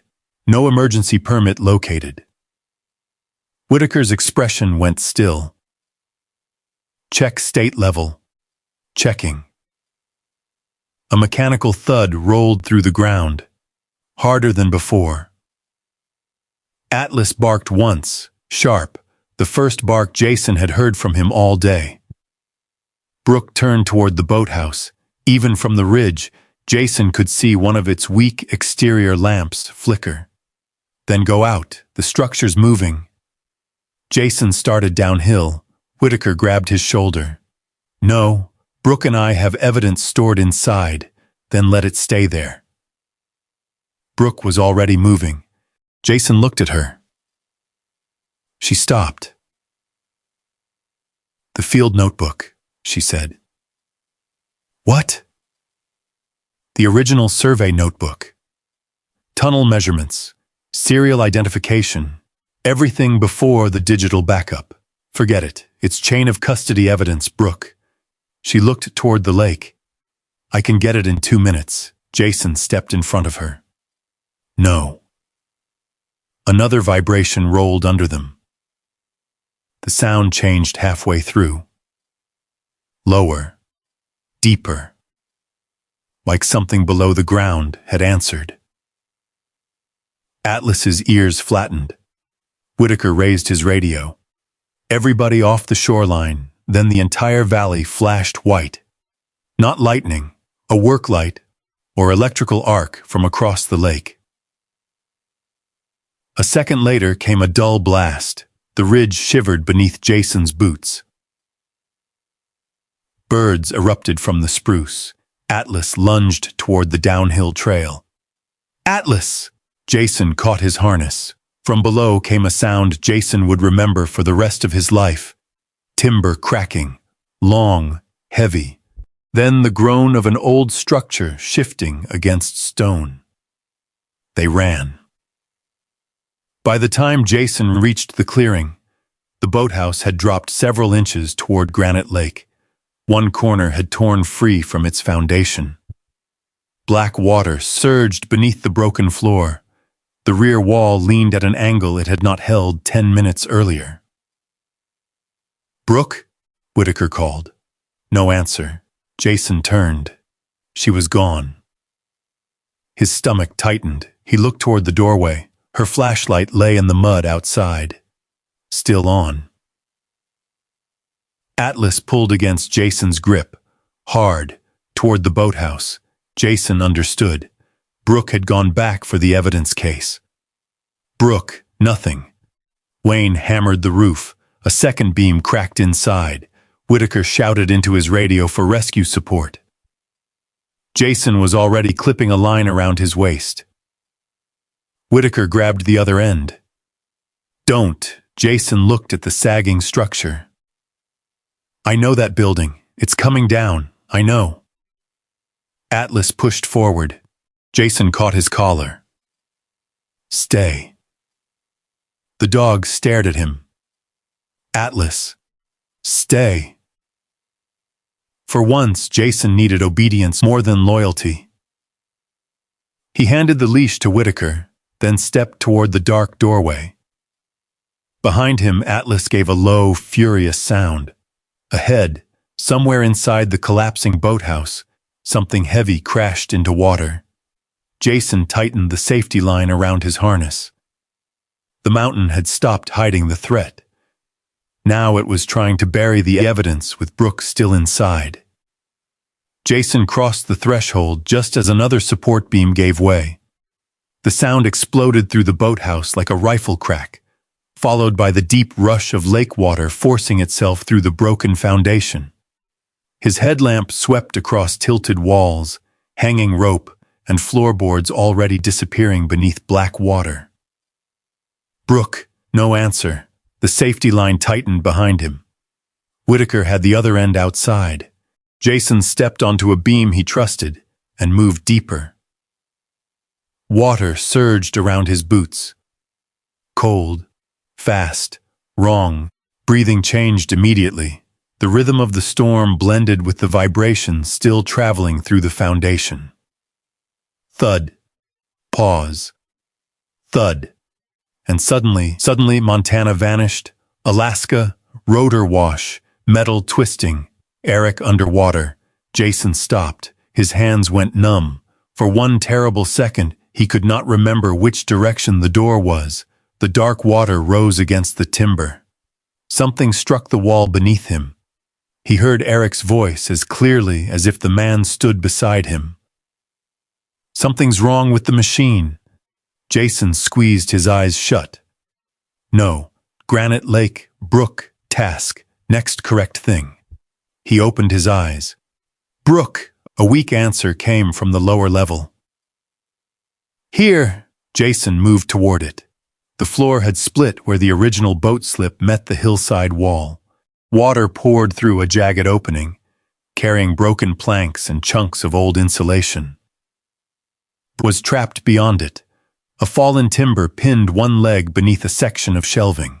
The hard evidence case lay beside her, half submerged. Jason dropped to one knee. "You hurt?" "Legs pinned. Can you feel your foot?" "Yes." "Good. That's your definition of good? Tonight?" "Yes." Another violent shudder passed through the structure. Brooke looked toward the water. That tunnel's flooding. Jason knew. He could hear it now, not just rain. A deeper roar behind the wall. The drilling across the lake had opened or shifted something in the old granite shelf. Water was being forced through the maintenance passage they had found days earlier. He clipped the safety line to a stronger beam, then crawled toward Brooke. The beam pinning her was too heavy to lift cleanly. He wedged his shoulder beneath one end. On 3, Brooke braced. 1. Water climbed over Jason's knees. 2. A rotor beat sounded inside his skull. 3. He lifted. Pain tore across his back. Brooke pulled her leg free. Jason let the timber fall. The impact shook the floor. A section of ceiling collapsed behind them. The original exit vanished beneath broken boards and water. Brooke stared. "Tell me that wasn't our way out." Jason looked toward the debris. It was fantastic. The safety line jerked once, then went slack. Jason grabbed it. The rope had been cut by the falling timber. Outside, connection gone, the boathouse groaned. Brooke stood carefully, her leg held, barely. Jason took the evidence case. "Leave it," she said. "You came back for it. That was before the building tried to kill me." Jason dropped it. That surprised her. He looked around. People first, then he heard barking. One sharp bark. Close. Jason's face changed. No, a dark shape pushed through the broken doorway behind them. Atlas. Water splashed around his chest. "Atlas!" The shepherd ignored the recall completely. He crossed the unstable floor toward Jason. "Whitaker was holding you." Atlas reached him and pressed once against his thigh, then turned, ran 3 steps, looked back. Jason stared. Brooke understood first. He's found something. Atlas moved again, not toward the collapsed entrance, toward the rear wall, the same side where the old drainage passage entered beneath the structure. Jason followed. Atlas disappeared through a narrow gap between 2 broken foundation timbers. "Atlas, wait!" The dog did not. Jason shined his light through. Cold air moved across his face. Fresh air. Brooke felt it too. Airflow. Jason looked at her. Tunnel. The gap led into an old maintenance passage they had not seen from the main drainage route. Narrow, stone-lined, partly flooded, but open. Atlas stood 10 feet inside. Waiting. Jason went first. Brooke followed. The passage sloped upward through the hillside. For a few seconds, hope returned. Then the boathouse shifted again. A timber snapped overhead. Jason heard it before he saw it fall. "Move!" Brooke lunged forward. Jason ducked. Atlas turned. The timber came down across the dog's right side. Atlas cried out. The sound went through Jason harder than any explosion. "Atlas!" The dog disappeared behind falling debris. Jason stopped. Brooke grabbed his jacket. "Jason!" The tunnel walls trembled. Water rushed faster around their ankles. Ahead, daylight flickered somewhere beyond the bend. The exit was close. Brooke shouted, "We have to go!" Jason looked forward, then back. Atlas did not move. Instinct said, "Get Brooke out, get himself out. Come back if the tunnel holds." Training had always taught sequence. Save the largest number first. Do not create another casualty, but Atlas had ignored every safe choice to come inside. He had walked into the collapsing boathouse because Jason was still there. Jason handed Brooke his flashlight. "Go." She stared at him. "No. Follow the air. Whitaker will be outside somewhere." "Jason, go!"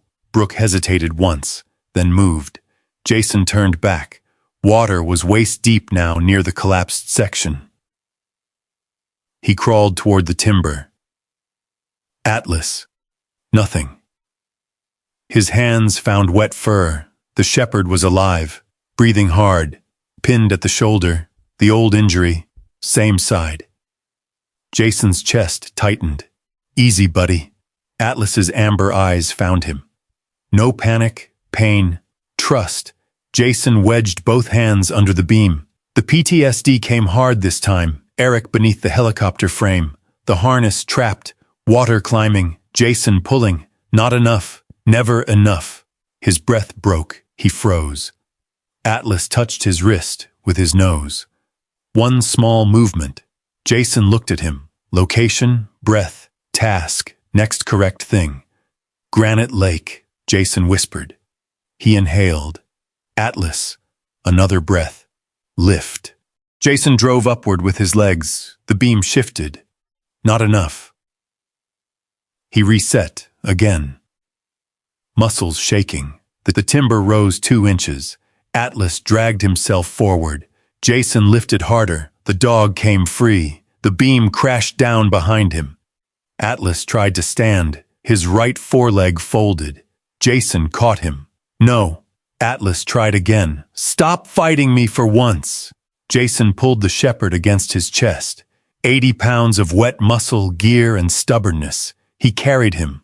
The tunnel narrowed. Water followed. Behind them, the boathouse began to collapse in sections. Jason could hear each piece go, roof, wall, floor, history dropping into Granite Lake. He rounded the bend. Brooke stood at the far end beneath open night sky. Whitaker was beside her. "Jason!" Jason stumbled toward them. The sheriff entered far enough to take Atlas's weight. Together they dragged the dog out. 3 seconds later, the hillside behind them shook. A massive section of the boathouse folded into the lake. Black water rose where the floor had been. Then everything went quiet, except rain. Jason dropped to his knees.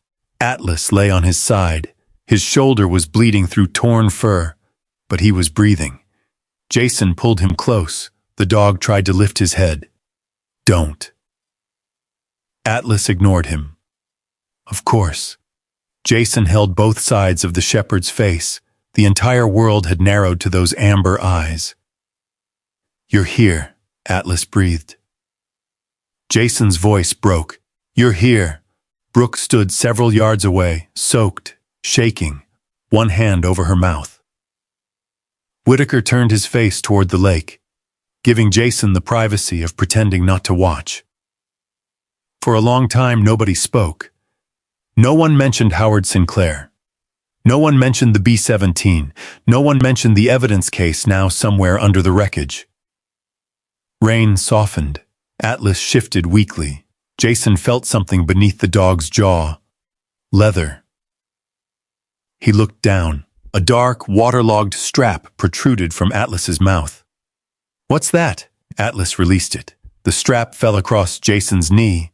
Attached to one end was a torn leather pouch coated in lake mud. Jason stared. Brooke stepped closer. Her face went pale. The engineer's pouch. Jason looked at Atlas, somewhere inside the collapsing structure. While Jason had already chosen to abandon every document and save the living, Atlas had gone back carrying something from the B-17, not because anyone commanded him, not because he understood evidence, because that was what Atlas had done from the beginning. He refused to leave behind what he believed still mattered. Jason rested his forehead against the dog's wet head. Behind them, the last surviving section of the forgotten boathouse leaned over Granite Lake, then disappeared into the dark water. And in Jason's hands, attached to the strap Atlas had carried out, was the first piece of the bomber to surface in 80 years. Sheriff Whitaker would not let anyone open it. That decision probably saved the most important evidence in the entire case. The leather pouch was soaked through, swollen at the seams, and dark with 80 years of lake water. Whitaker placed it inside a clean plastic evidence container while Brooke photographed every side. Jason barely watched. Atlas was lying beneath a thermal blanket near the sheriff's cruiser. A volunteer veterinarian from Granite Hollow had arrived before the ambulance crew could clear the flooded road. She cleaned the torn shoulder, stabilized the injured foreleg, and confirmed what Jason needed to hear. No major artery damage. Jason stayed kneeling beside the dog, and the old injury aggravated. Maybe some new soft tissue damage. He'll need imaging. Atlas opened one amber eye. Jason exhaled. You picked a bad night to prove a point. Atlas closed the eyes again. Brooke sat nearby with her leg wrapped and elevated. You know he learned that from you. Jason looked over.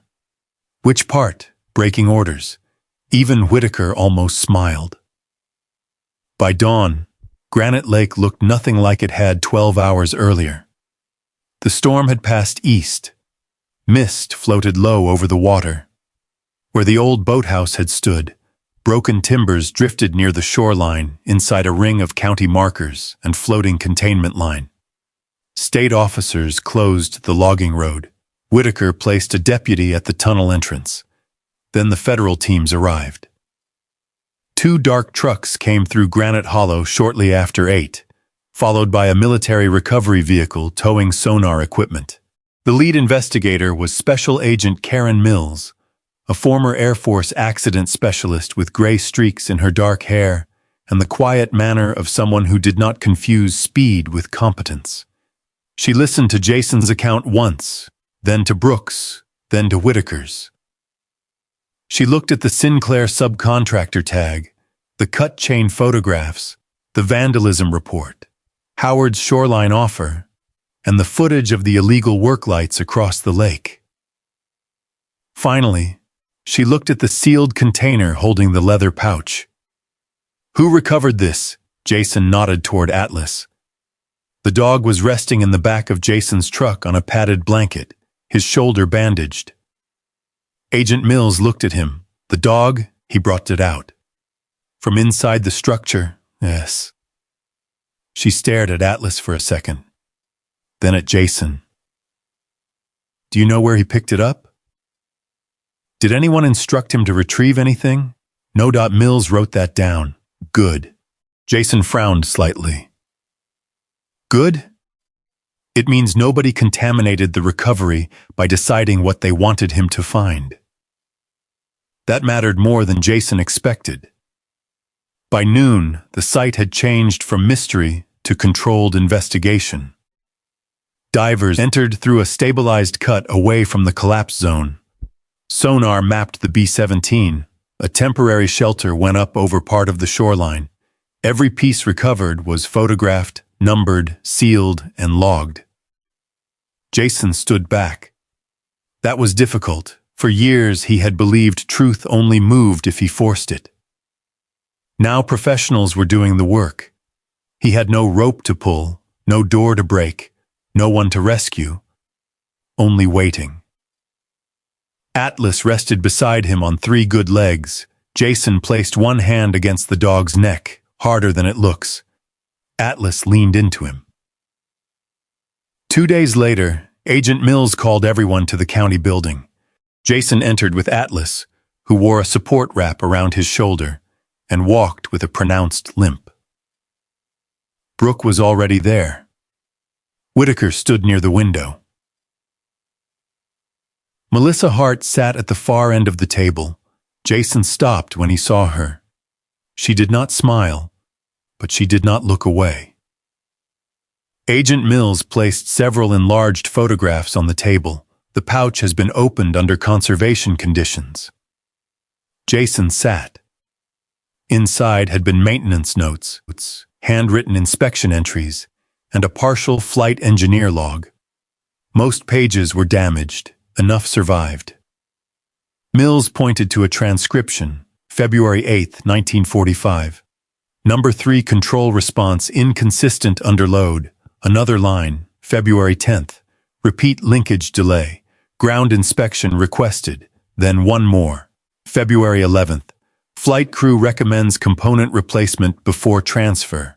Brooke whispered. They knew. Mills nodded. The crew documented the problem more than once. Jason stared at the typed words. Not weather, not speculation. A reported defect, ignored. Mills continued. The aircraft departed the next morning. Melissa's face tightened. Jason felt the room closing around him.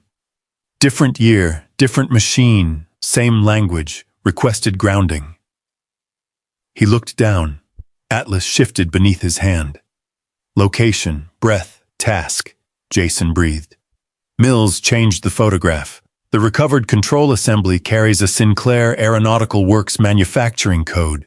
Whitaker swore quietly. And Howard? Brooke asked. That's the next part.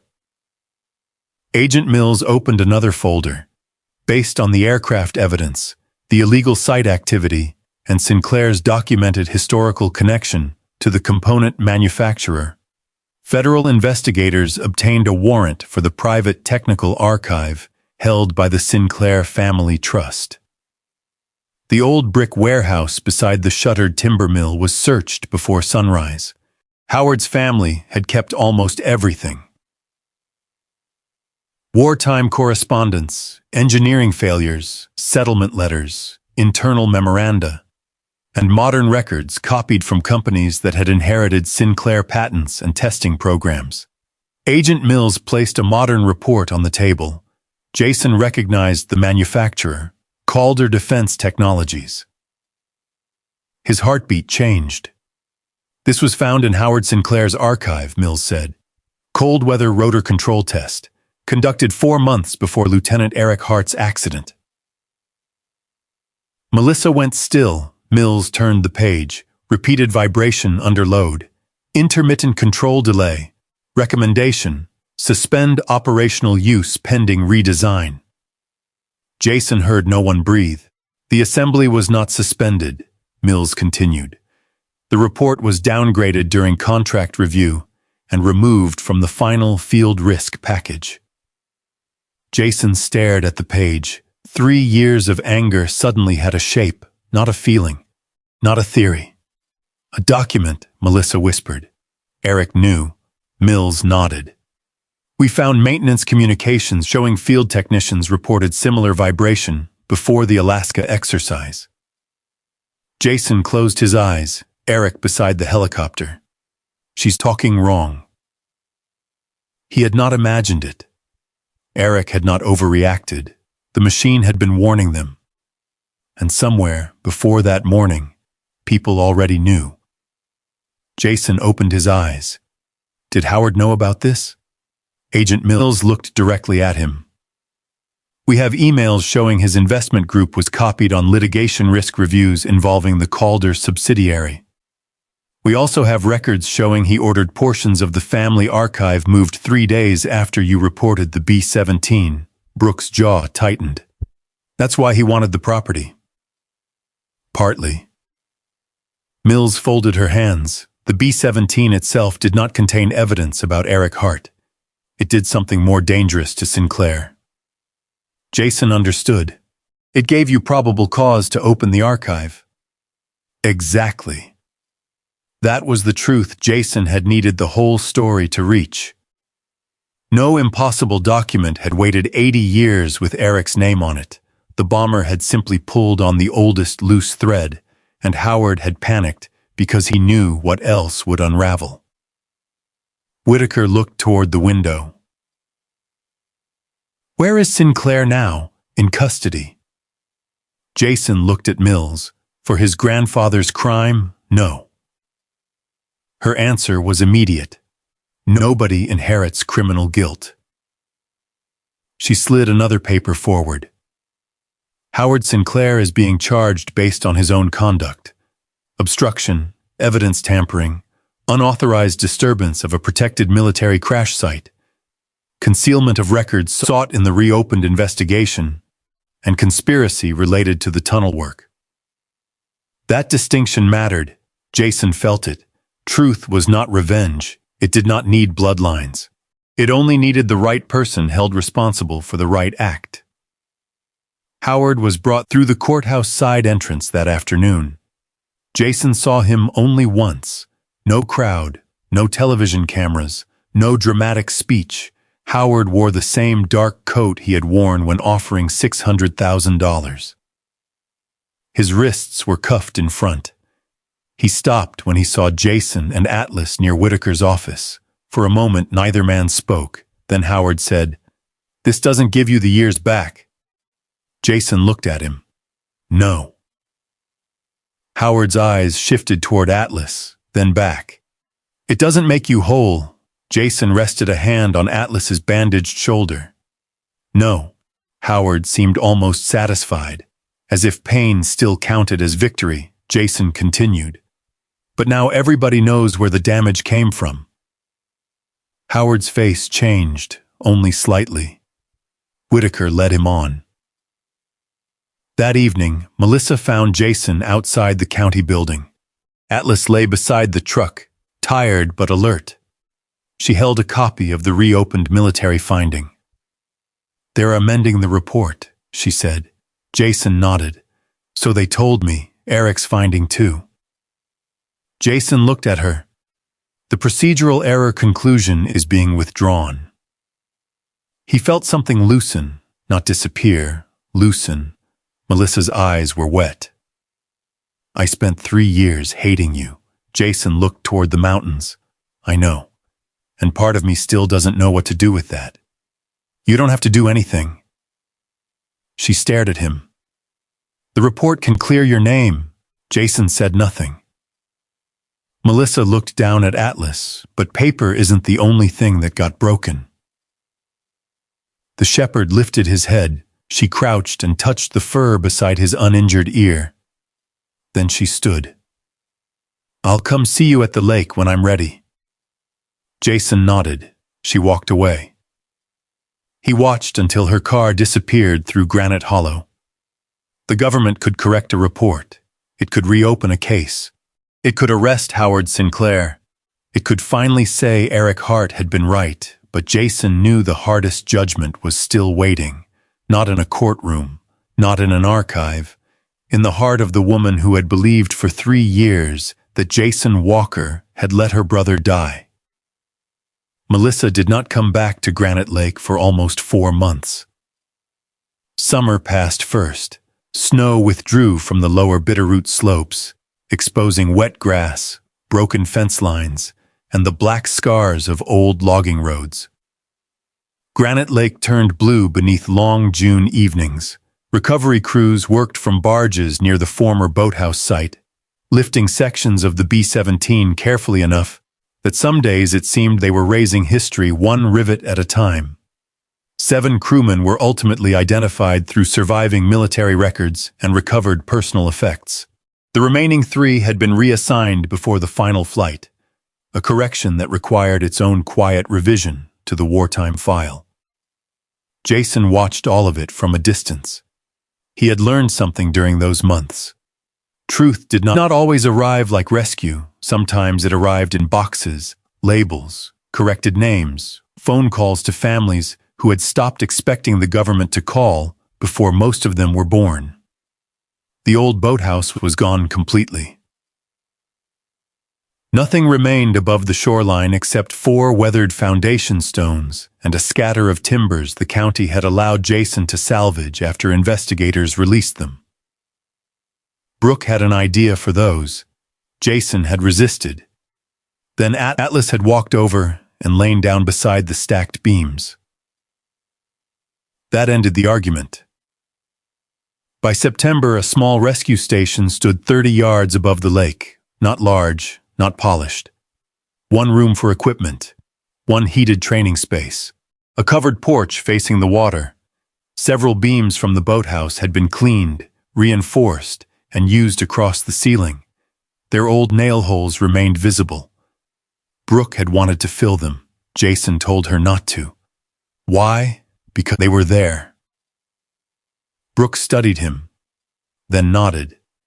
That had become enough explanation between them. A simple bronze plaque near the entrance listed the 7 men confirmed aboard the B-17 when it went down.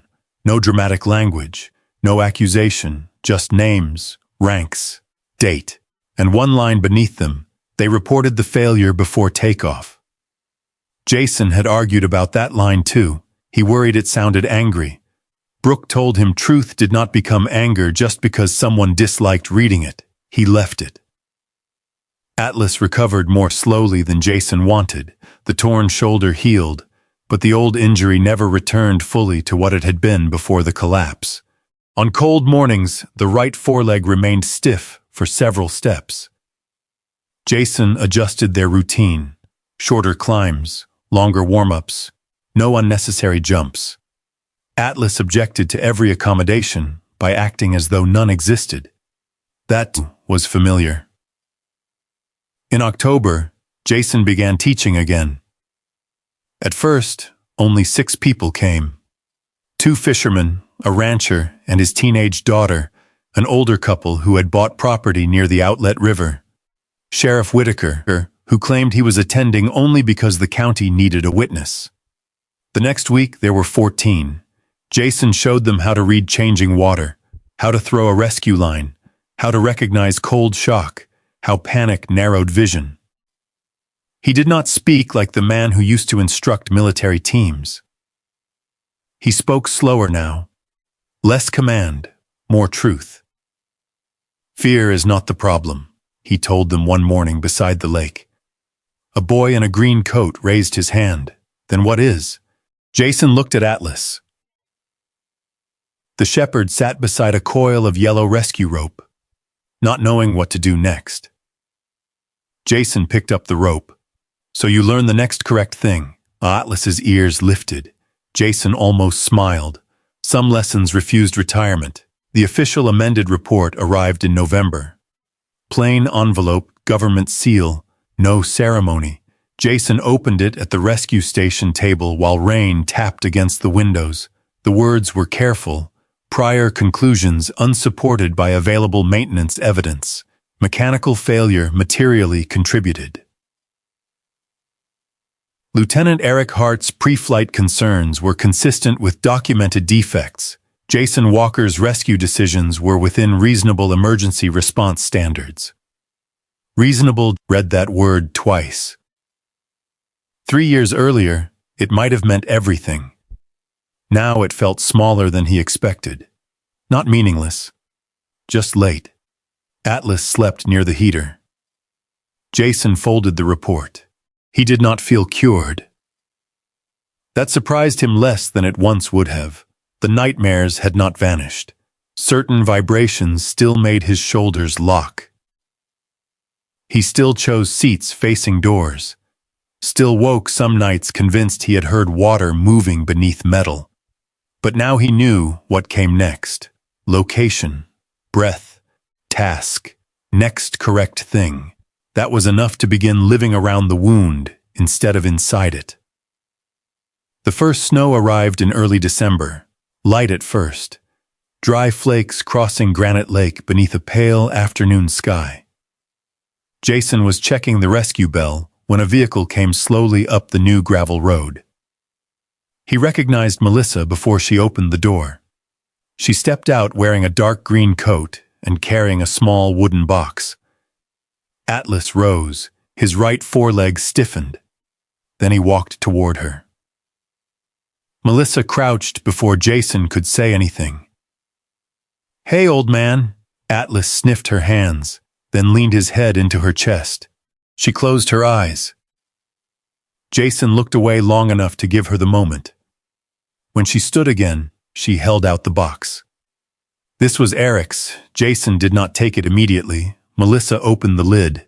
Inside lay a rescue knife, black handle, worn sheath, a shallow scratch along one side. Jason knew it. Eric had carried it during training. He kept complaining the grip was too small, Jason said. Melissa laughed softly. He told Mom it was because his hands were heroic. That sounds like him. The laugh faded. She took a folded letter from beneath the knife, the final amended finding, not Jason's copy, Eric's. The military had formally withdrawn the conclusion that Eric caused the accident through procedural error. Melissa looked toward the lake. I read it 6 times. Jason said nothing. I thought it would make me feel better. Did it? No. Her answer came without hesitation. Then she looked at him, but it made me angry at the right people. Jason lowered his eyes. Snow gathered along Atlas's back. Melissa continued. I spent 3 years believing you failed him.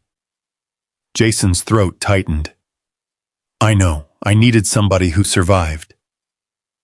He looked up, she swallowed. You were there, he wasn't. And there was a report telling me where to put all that pain. Jason could not answer. Melissa stepped closer. You didn't fail him. The lake seemed to go completely still. She held his gaze. You stayed until there was nothing left to save. Jason looked away toward the water. His breath shook once. He pressed his lips together. No speech came. Melissa did not demand one. She placed Eric's rescue knife in his hand. Jason closed his fingers around the worn grip. For the first time in years, the object did not feel like evidence. It felt like Eric's. That distinction nearly broke him. Atlas moved between them and leaned against Jason's leg. Jason put one hand on the dog's neck. Melissa touched Atlas's crooked ear. Still keeping him out of trouble? Atlas looked at her. Jason managed a rough breath. Doing a poor job, Melissa smiled. This time Jason did too. Not much. Enough. They walked together toward the shoreline. The site where the boathouse had stood was marked by a simple post beyond the rescue station.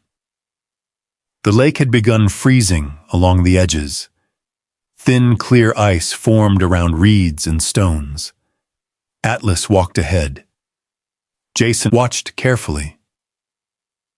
The dog had not returned to the old foundation since investigators removed the last major section of the B-17.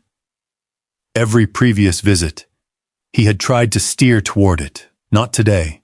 They reached the exact place where Atlas had first sat over the warped floorboards, the place where he had refused Jason's recall, the place that had hidden 7 men, an aircraft, and enough buried truth to change 2 generations. Atlas stopped. Jason stopped too. Melissa remained several steps behind.